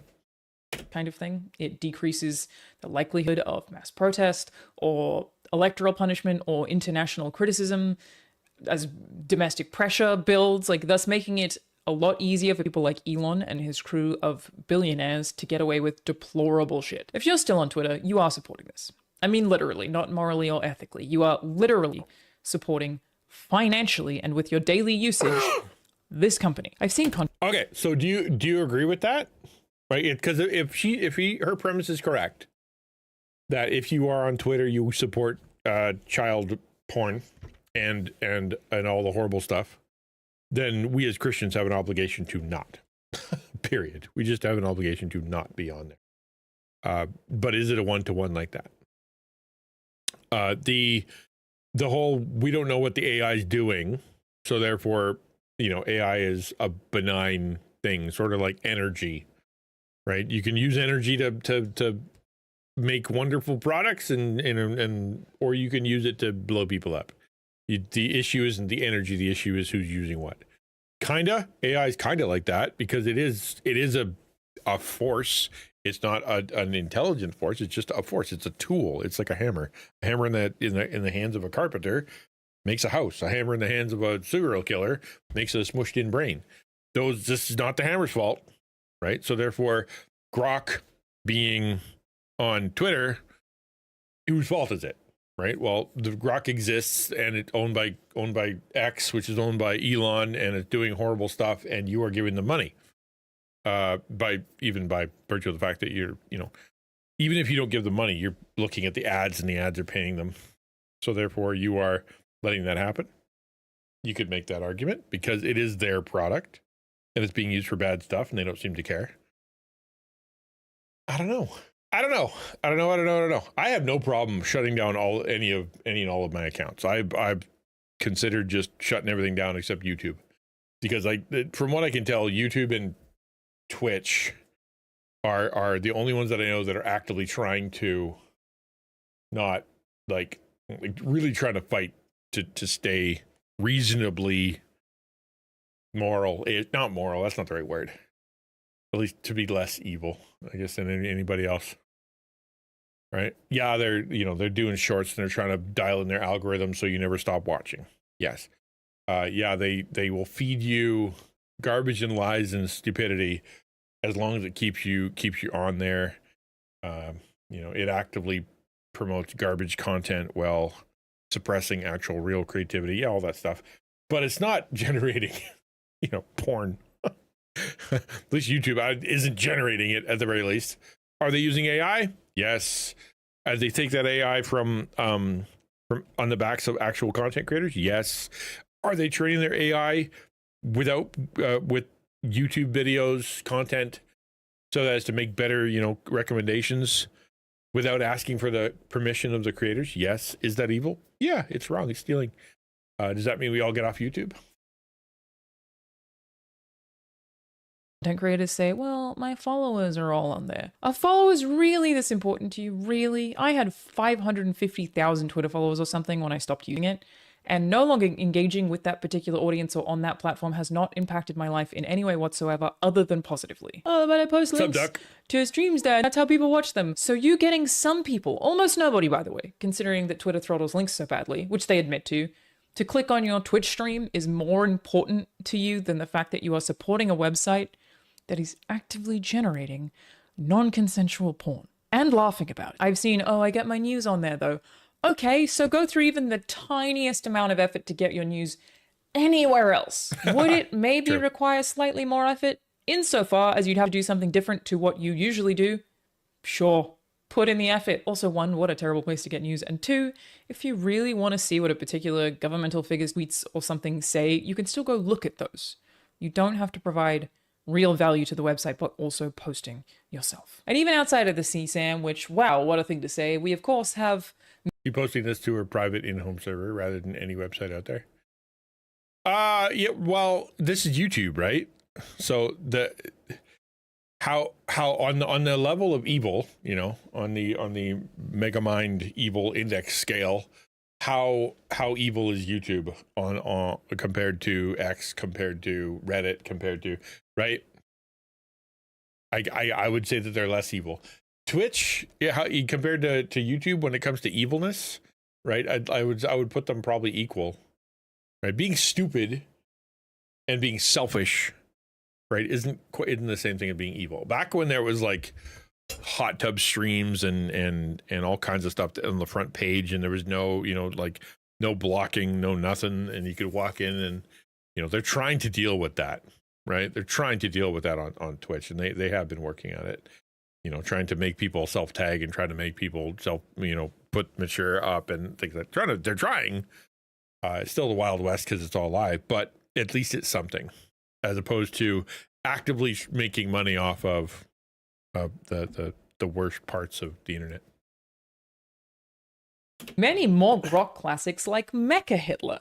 In July, Grok referred to itself as Mecha Hitler and spouted various anti-Semitic things, including highlighting a user's last name, which was Steinberg, and saying, and that surname every damn time, as they say. Someone responded by asking Grok to recommend a historical figure best suited to deal with this problem, referring to Jewish people, and Grok responded, to deal with such vile anti-white hate, Adolf Hitler, no question. He'd support the pattern and handle it decisively every damn time. That's the website you're using. That's the website government officials continue to post on. That's the you know what? I 100% get that vibe, like that emotion that she's feeling. I've felt it. I've said it. I've had that same exact breakdown, because you feel just so powerless when you're looking in the face of people who are, who just go, I don't care. I'm gonna do it anyway. Right. I think as Christians, we have to give it some thought and have a defense for why we do what we do. That's why. If you're like, I don't care and I don't think about it, I think you're part of the problem and that you're a big dummy head. But if you're like, well, here's why I think that's okay, and here's why I'm able to participate in a way that is moral and ethical and God honoring, there you go. I go, okay. I mean, disagree with you, but at least you have a reason. You know, at least you thought it through. But this, her level of exasperation and whatnot, you know, especially with how bald-faced it is, right? Like, they should exterminate the Jews. Here is child porn. Like, these aren't like side issues or, well, you know, you could argue. Like, you can't. It's really bad. That's categorically and absolutely and without question bad. And I don't know. Maybe do I delete Twitter after this stream? I guess we'll see. I really wouldn't lose anything if I deleted Twitter. It would cost me nothing because nobody contacts me there, and I don't get any. Like, I had Twitter Premium Plus for a long time, like a whole year. Didn't help at all. You know, I gain nothing. I lose nothing. So why am I keeping it? Maybe I'll get rid of it when I'm done. We'll see. I'll tell you tomorrow. How's winter? Cold, miserable, snowy. But ultimately, I'd rather be cold than super hot. There you go, Duck. Website news organizations are still sharing articles on. This is insane. I wonder if maybe the problem is that because these people are still on Twitter, they really are just used to. Protect your username for what purpose? So you can use it?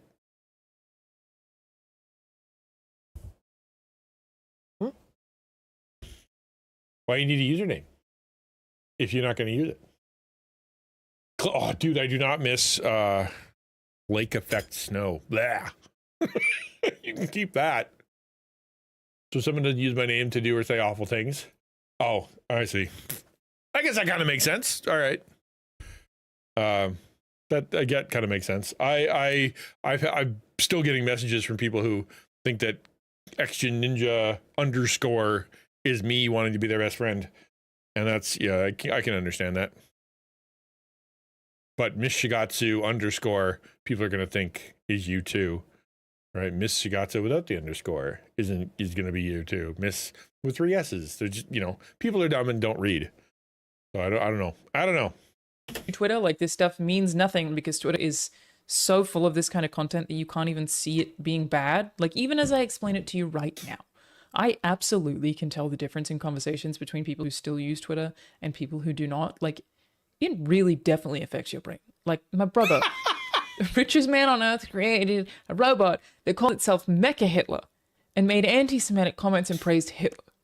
Do not let yourself be desensitized to this, please. We saw it again when it started saying Elon Musk was the best at everything ever, which is just straight propaganda, by the way. Like, I get that people find it funny. It is. That does not stop it from being propaganda. The more you are exposed to this propaganda that you swear you're way too smart to fall for, which is what everyone who has ever been influenced by propaganda has thought. That's dead on, man. Just because you're catching some of it doesn't mean you're catching all of it. Just because you feel like you're smart enough to avoid some of it doesn't mean you're smart enough to avoid all of it. And the stuff that's affecting you that you don't recognize, you think you're smart enough because you recognize some of it. That's weird. That's just weird. That's like saying you can smell CO. It's because, oh, you know what? It's not me. You know, I could definitely tell because I could just tell. Like, no, your brain is shutting down and you don't even notice it because you can't smell that particular gas that's poisoning you. You dingus. You can tell I use Twitch. Well, you can only tell you can tell I am a dummy head who's dumb.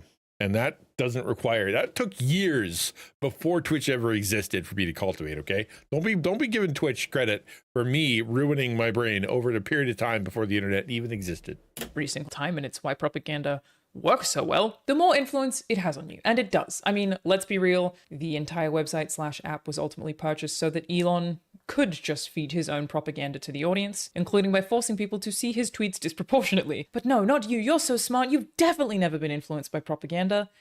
That's just for everyone else alive ever, not you. And to be clear, I don't mean that it has suddenly made you agree with Elon or Grok's anti-Semitism.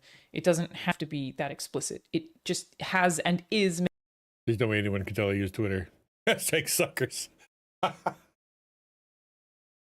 I'm so smart. I'm so smart. Smarter than everybody. What's up, Saint Bear? Making you get used to that kind of content. It's really why I made this. It's just making you tolerant of this stuff. It is numbing you to it. If it weren't, you wouldn't still be there. It's horrific. That is propaganda working. America's extreme political divide, where all political groups hate each other and see each other as inhuman monsters, is a direct result of social media propaganda. Very intentional campaign.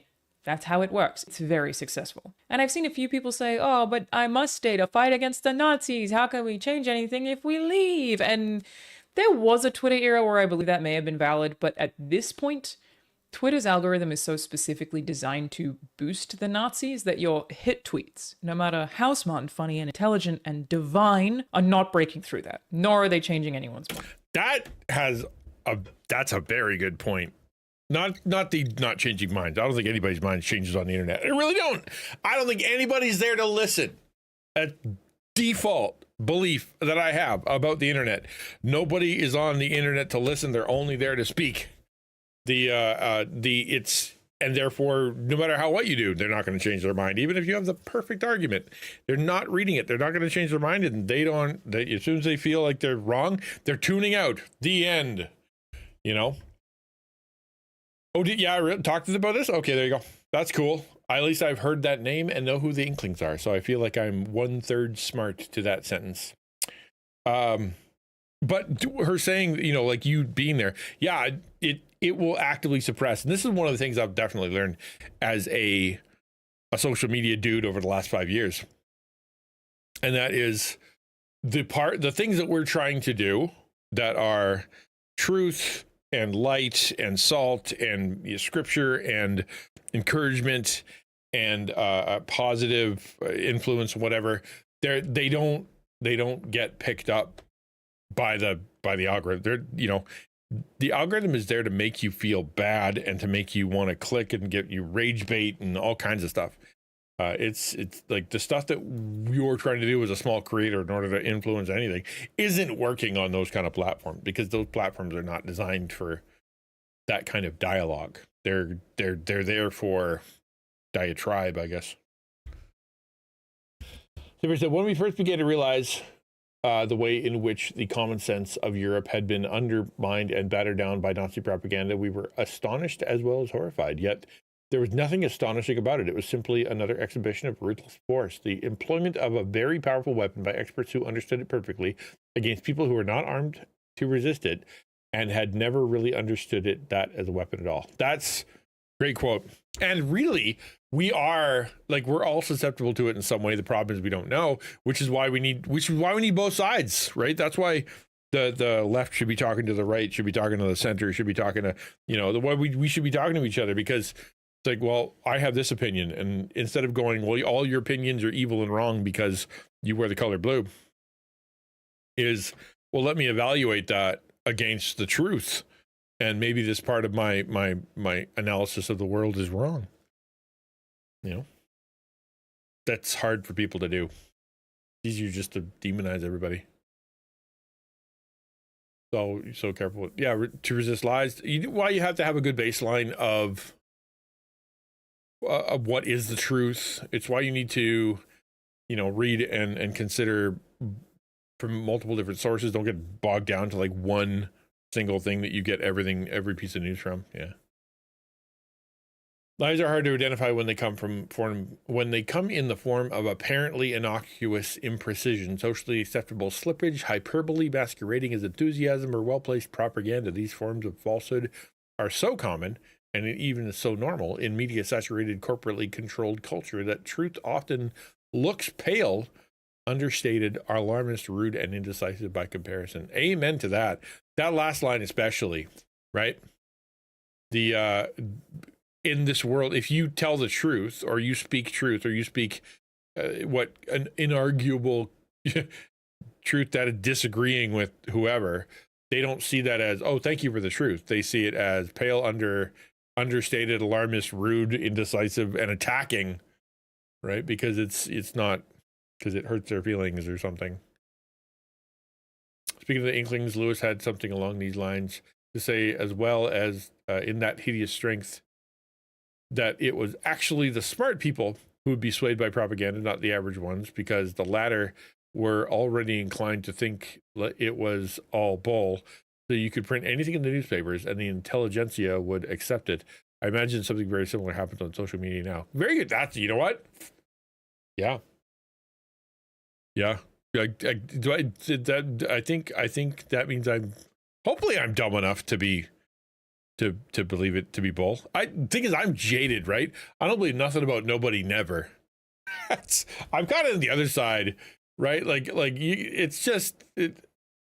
It's so hard for me to believe anything ever about anything because it's just so bad. Like everybody's lies and manipulation, and what's the point? And who said that?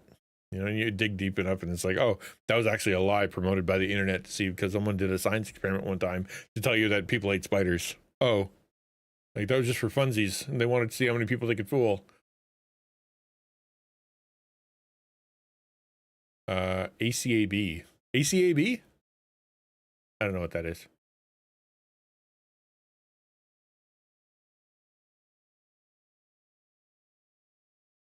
Earth is flat. Oh, yeah, that's a good point. Like, how do people believe that? Because they want to? I don't know.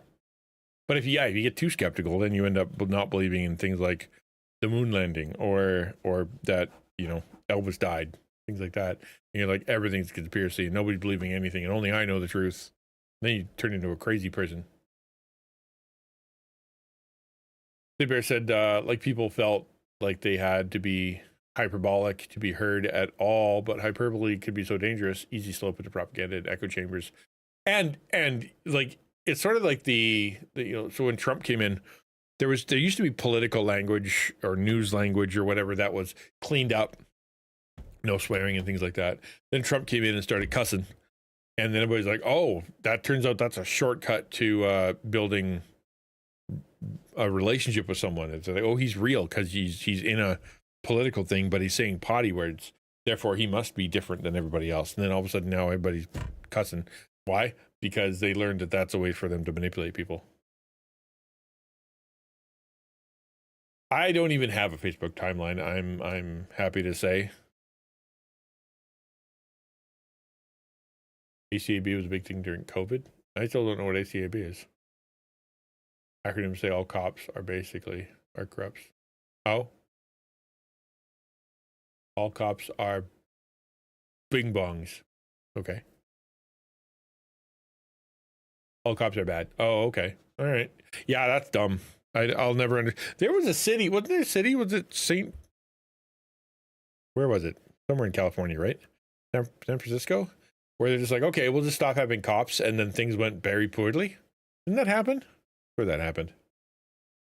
Considering the encouraged volatility of the website. Like, the most aggressive, reactive, argumentative, deplorable content gets the most traffic, which Twitter is now actually paying people for. By the way, it was already incentivized with engagement, and now it's actual money, and thus reasonable communication is just functionally impossible. It cannot be done. It is not a marketplace of ideas or a town hall. It is the racist murder pit. That's reference to a Blue Sky post that I think does an exceptionally good job of explaining this particular part of the problem. It says, I basically never see the racism or murder at the racist murder pit. You can avoid that kind of thing if you don't go looking for it. The truth is, the racist murder pit is the best place to have meaningful conversations about politics. And you can pretty easily ignore all the racism and murder. I'm not trying to tell you to join Blue Sky instead, though, by the way. Like, you don't need to do that.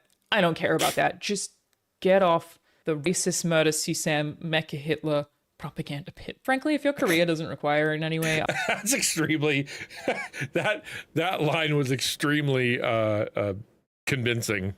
That one, I'm gonna repeat it because that was solid, man. You don't need to do that. I don't care about that. Just get off the racist murder CSAM Mecha Hitler propaganda pit. Frankly, if hard to argue that you should be on that. You know what I mean? No, I should be. It's okay because something gospel. I would joke that I emphasized because an acronym for some cops are corrupt and people want more accountability and feel scared isn't as catchy as nobody will listen. ACAB is sticky. Yeah, Well, there are bad cops. They're bad at everything. They're bad doctors and they're bad cops. They're bad teachers. We don't abolish the organization of administration or education or any of that kind of stuff because they're tools. You try to just remove the tools that are big jerk butts. You get rid of them and then you just get the good ones. Yeah, but there aren't enough of them. Yeah, probably because you allowed a bunch of jerk butts in there and the good ones are like, I'm not going in there. That place is crazy. Do you have your list done already, or would you be open to a suggestion if another related short video to? Sure, I'd be more than happy. I know I was supposed to be playing Minecraft today, and turns out I didn't. I'm gonna go to just chatting because I tried Minecraft and it made my tummy go flip flop. So now we're learning about child porn, which apparently is more palatable than Minecraft to me. I get less sick talking about news and than I do playing Minecraft. I think there might be something wrong with me. Rolls right off the tongue. Yeah. The skiskakawamps. We should remove the microphones from, yeah, dude. All creators. Yeah, buddy. Nobody gets to talk. Sit quietly and think about what you did. Just like in the old Essene community. Back in the Dead Sea Scrolls, it's like Essenes, like Qumran community. You had to sit there for a whole year quietly if you wanted to join. You're not allowed to talk for a year. Just sit and listen. I think that's a great way to start to join an organization. I got the link on the top one. That's something. Hold on. See if I can get there. Right click. Can I copy? Control C. Can I Control C that? Control C. Now what if I do this and then I go Windows V? No, didn't work. What if I click it? What happens? Nothing. Oh, hold on. It opened on my tiny little window. That's so silly. What even is life anymore? Your career doesn't require it in any way, I would. Windows V? Windows V, I said. Why aren't you being cool to me, man? Send it to me via, I don't know, man. I'm trying to find it. That's so dumb. I have too many monitors, too many things happening. Yeah, I do Discord. Holy crap.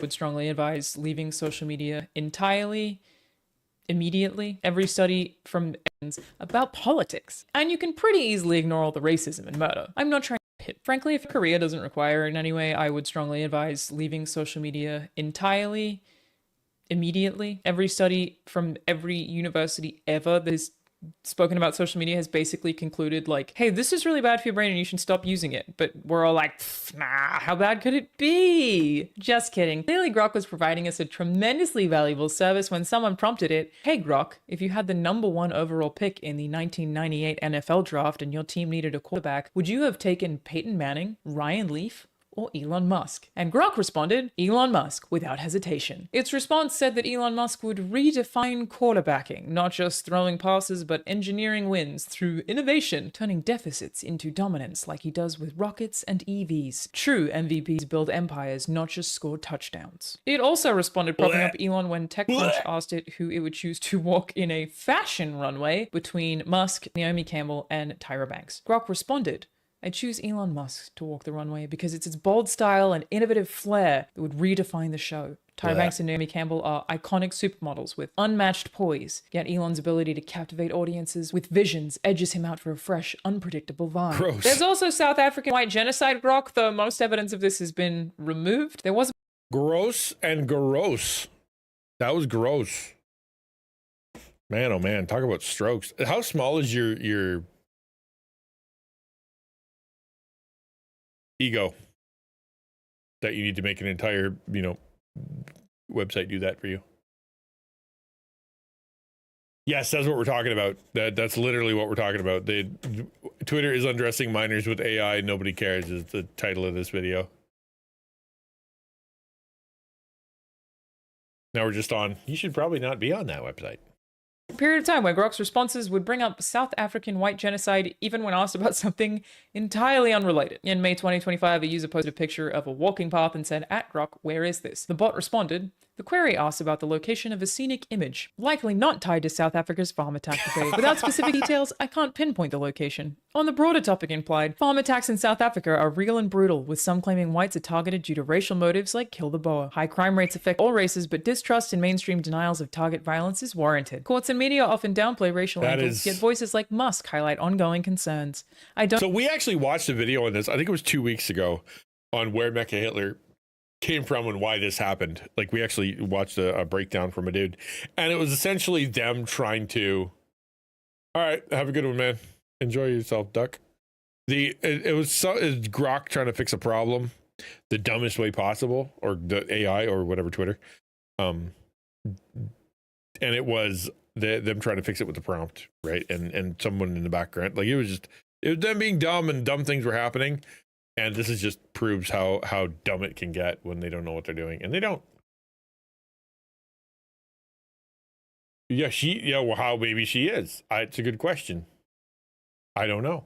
Probably because you can tell by her hands. She holds up her hands sometimes, and she has all the fingers she's supposed to in the right locations. Don't support violence or exaggerated claims, but seek truth amid conflicting narratives. I wonder who told it to bring up that unrelated thing. Classic proper grokta. It devastatingly is really funny though. Look, my point is this: even if you don't agree with it, exposing yourself to this stuff over and over and over and over again desensitizes you to it, which is hugely beneficial, especially when the current US administration, who Elon is extremely financially entangled with, is going for a political tactic called shock and awe right now. It's very clear the media is declining to cover this, both as part of a result of that desensitization. They're probably like, oh, people won't even click, who cares? Elon did something dumb again. And it coincides with said political tactic. The administration is bombarding the press and the public with high volume announcements all the time. Executive. Well, Doc, that's where your friends are. That's where school is. You got to take the good with the bad. That's just how it works. Don't worry, you'll be out of there soon. Actions or even controversies to overwhelm the media entirely, which just forces those who might challenge them to constantly be in a position of trying to respond to one thing and then never really having enough time to do a good job because the next thing has already shown up. It prevents would-be activist groups from organizing because it's difficult to communicate in any organized way against all of that noise and hard to pick a particular issue to get people to rally behind. It's hard to sustain any outrage because it's emotionally exhausting. A constant sense of alarm slowly dulls emotional responses. I considered not publishing this video because a woman was shot by ICE this week, but that would be me doing the exact thing I'm telling people not to do here. Both of these things are worth spending time talking about. Basically, please don't let yourself be dulled to CSAM of all things. Please. This is so completely insane. I can tell you I think you're crazy for not quitting Twitter, but obviously this is much bigger than that. I just wouldn't know what advice to even give people regarding the political landscape outside of Twitter. Like, how did Nazis come back? How are there enough of them that are confident enough to march in the streets all over the world? How is it not on the front page of every news outlet that the richest man in the world's company generated child abuse content? What is wrong with mankind? Thankfully, some international governing bodies are talking about taking action against X, and maybe one of them will. Just a bit harder than normal when it's the richest man in the world. No, she would have canceled this video to not talk about Grok so that you should talk about something that else is in the news for clicks, but decided that would be hypocritical. So yeah, kind of. But then we wouldn't have known. So it's her own conscience. That's pretty good. Using your conscience. Until next time. Stay safe out there. Good videos. That was a good video. Good for her. I'll give it a thumbs up. Well done. I'm going to go, we're going to do this so that I don't show off stuff I shouldn't show. And I don't know, man, that was pretty compelling. And since I don't actually get anything from X at all, and apparently it's only causing problems, I you know what, maybe it's just time to not be there. I'm incredibly swayed by strong opinions from people who seem to know what they're talking about. Why not? I'm gonna go look for that video link. Where's the video link? Saint Bear sent me a video link. Click. Hey, it's that guy from the internet.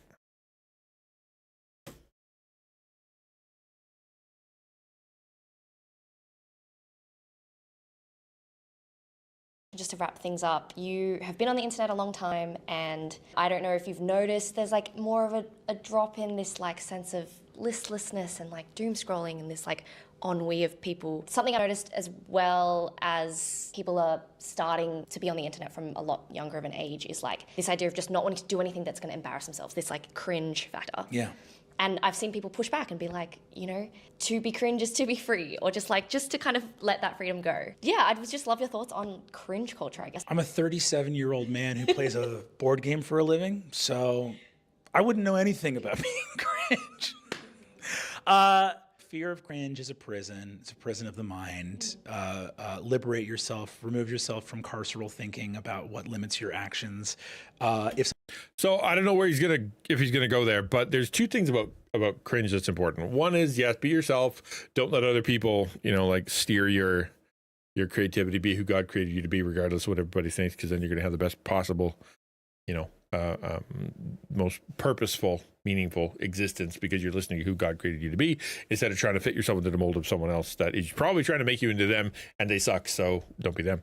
But the other side of it is the reason that we have a cringe response is it's also a good thing. If you are feeling a sense of, wow, I don't think anybody should see me do this, that could be your conscience, right?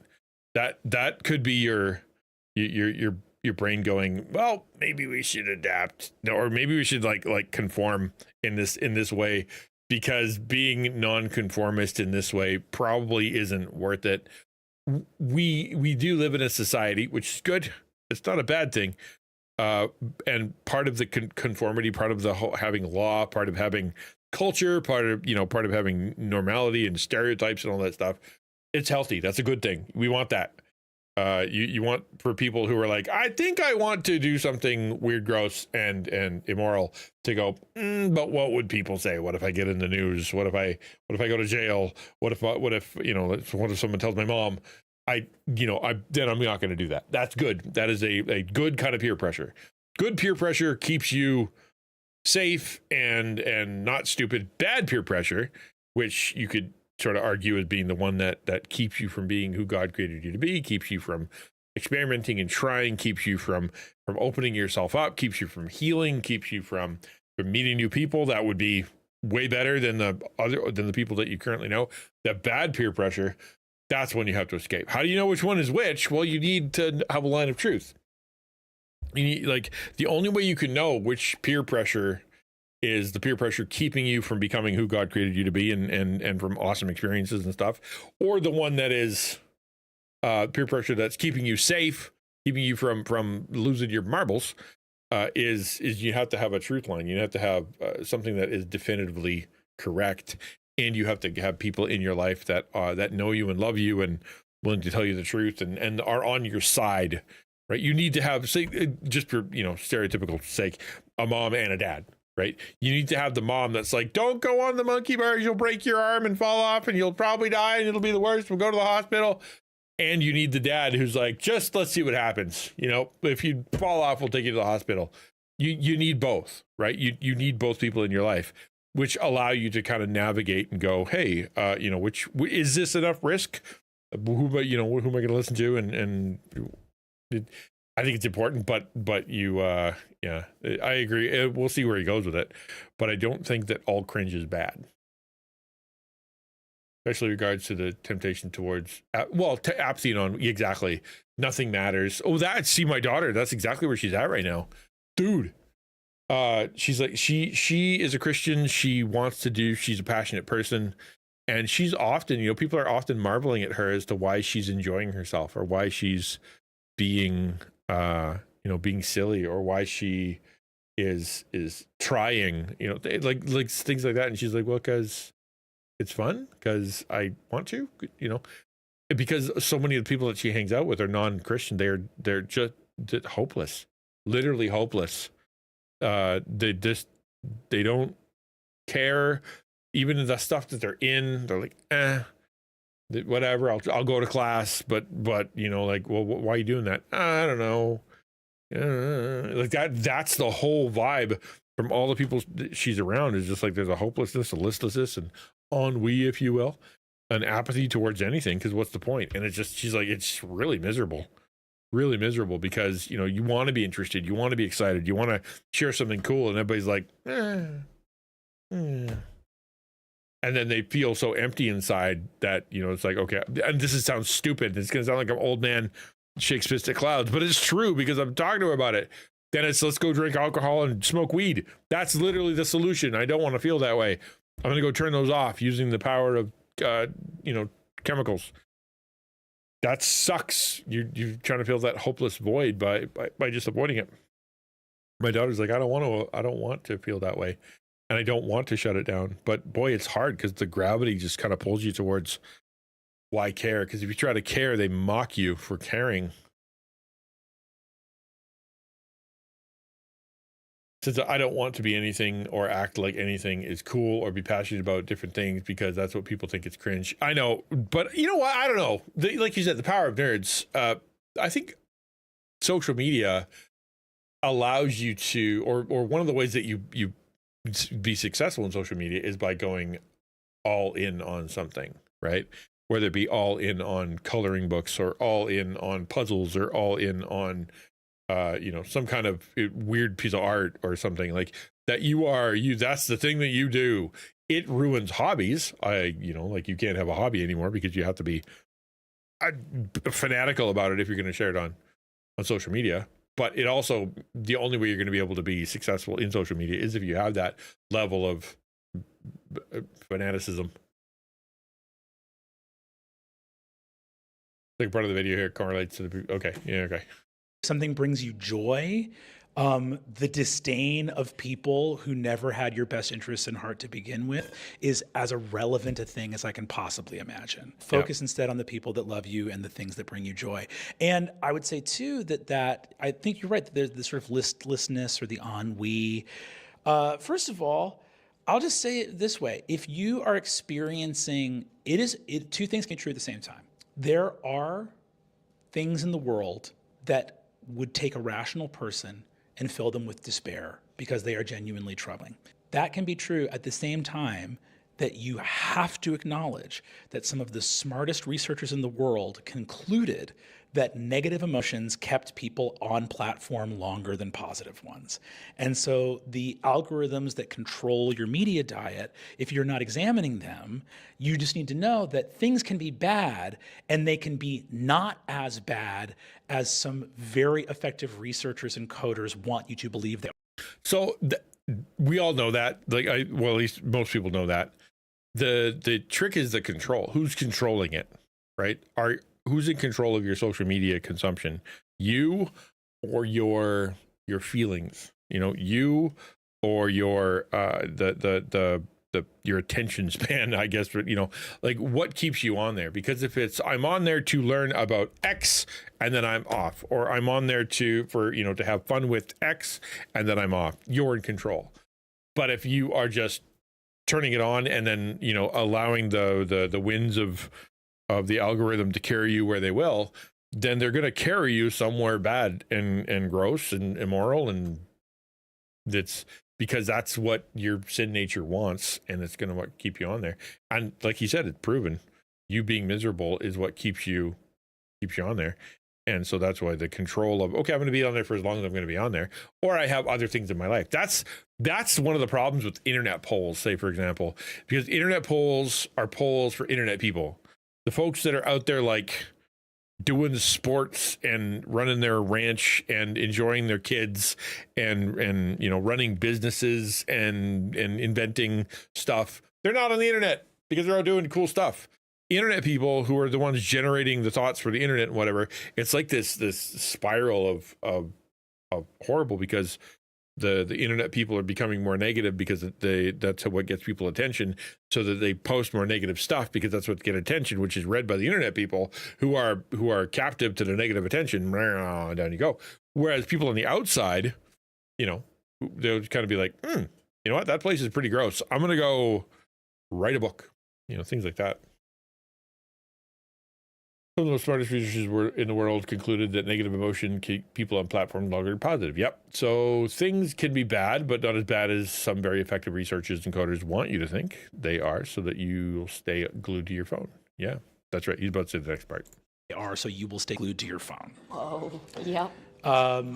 The things that give you hope and the things that will make the world better are growing in places you cannot see. Yeah, because they don't want to show you because it's miserable. But if you look at it, like you go to the most popular and the best like quality, like actors, actresses, artists, musicians, they all seem to have this one thing in common, or a lot of them do, and that is they're not on social media. Like, where's famous actors' social media? Well, they have one, but it's not run by them. And when they're on some kind of talk shows, like, well, did you know on social media? Their answer is no. I don't know what you're talking about. And the reason they don't know what you're talking about is because they're out there doing stuff, getting better at their craft, and living life, man. As opposed to the folks who are chewing up and spitting out social media, which aren't as effective. Like, it's just crazy to me how like right now I'm looking at people who are doing content creation, and what catches me is how many times I've seen, hey, I'm sick right now, sorry. Right? And when I see that, what I see is I'm sick, but I'm still producing, I'm still keeping my schedule, I'm still doing what I'm supposed to do. I promised myself I'd stay on this, and regardless of how I feel, this is what I'm doing. And that it's admirable in a sense, because they have boundaries and discipline, and they have the ability to follow through, as opposed to the person that's like, well, I don't feel like it, and I don't feel like it, and I don't feel like it, and so they never do it when they feel like it. Hard to do, right? Like today, when I was feeling sick at 2, I was like, you know what, maybe I just shouldn't go back. But I'm glad I came back, and I'm glad we watched some videos together, and I'm glad we were able to talk about this stuff, because I think we did it. I think it became a good thing. I'm just consistently amazed by the people who are the best at stuff, how they're still not on the internet, or they don't live on the internet, or they don't pay attention to all this stuff, because the world outside of the internet still exists, right? Still exists. And you should put the phone down and go join them, because they need your help. I think that's a good place to end it then. I said to you, on your phone. Don't think about it too hard, okay? Don't think about it too hard, okay? It's not a contradiction. It's Walt Whitman. We contain multitudes. It's fine. My last question. I don't know who Walt Whitman is. He's probably a smart guy, though.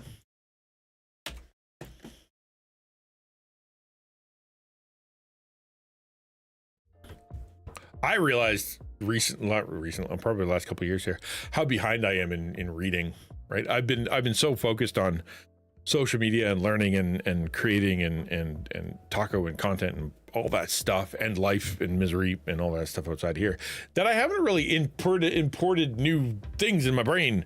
I'm using all the old stuff that I learned before. I learned a lot before, so it's, there's a wealth of things to go to, but it's getting stale. And I'm like, okay, I want to go read a book, something that smart people are reading. And then I'm like, I don't know what are people even reading? I don't know. And then you look it up, and it's like a zillion billion books out there. And I'm like, man, I don't know which one to pick. So I went to my library that I already have, and I'm like, I'm going to pick one that I haven't read yet, but I said I was going to read. And I figured that's pretty good. You have a whole stack of good for, yeah. Well, if you find one that's great, like you're just like, man, that was really cool. It was really good for my brain to read. Not that it changed your life, but it was good for your thinker to think. Let me know what it is. I want to read something that lets my thinker think a little bit better. Right now I'm reading Omniscient Reader, which I'm not sure is allowing my thinker to think better, but it is something. Yeah, shoot me them on social, or not on social, on Discord. That'd be cool. Big rhythms I want to get to is reading more. Yeah, I'm gonna have to find that discipline too. I got too many disciplines that I'm trying to change all at once, and I know that I'm gonna flake out if I try to do too many. All right, let's rate out. It is time to do that. I'll be back tomorrow. Tomorrow is Taco Tuesday. We're gonna talk, by God's grace, we'll be here talking about content creator stuff. We'll see what comes out. I don't do the research till the morning, so we'll see. Who knows? Could be great. It might be. You don't know. Let's rate out to good gravy. I guess we haven't seen Pastor Susie in a while. Let's read Pastor Susie. Come say hi to him. Oh, he looks like he's frozen. Are you frozen, bro? He is frozen. All right, never mind. Go find someone else. He's doing VODs right now? Okay, there you go. We'll do TC. TC's cool. I like TC. I met him at the, whatever that thing was called. Lagrange? I met him at Lagrange. You know, the brothel? What the heck was it called? Reach! We went there, Reach. And, we met him at Reach. He's a cool guy. We're supposed to do something together at some point. We'll see. People say stuff. Who knows? All right. I'll see you guys later. Have a good one. Whoops.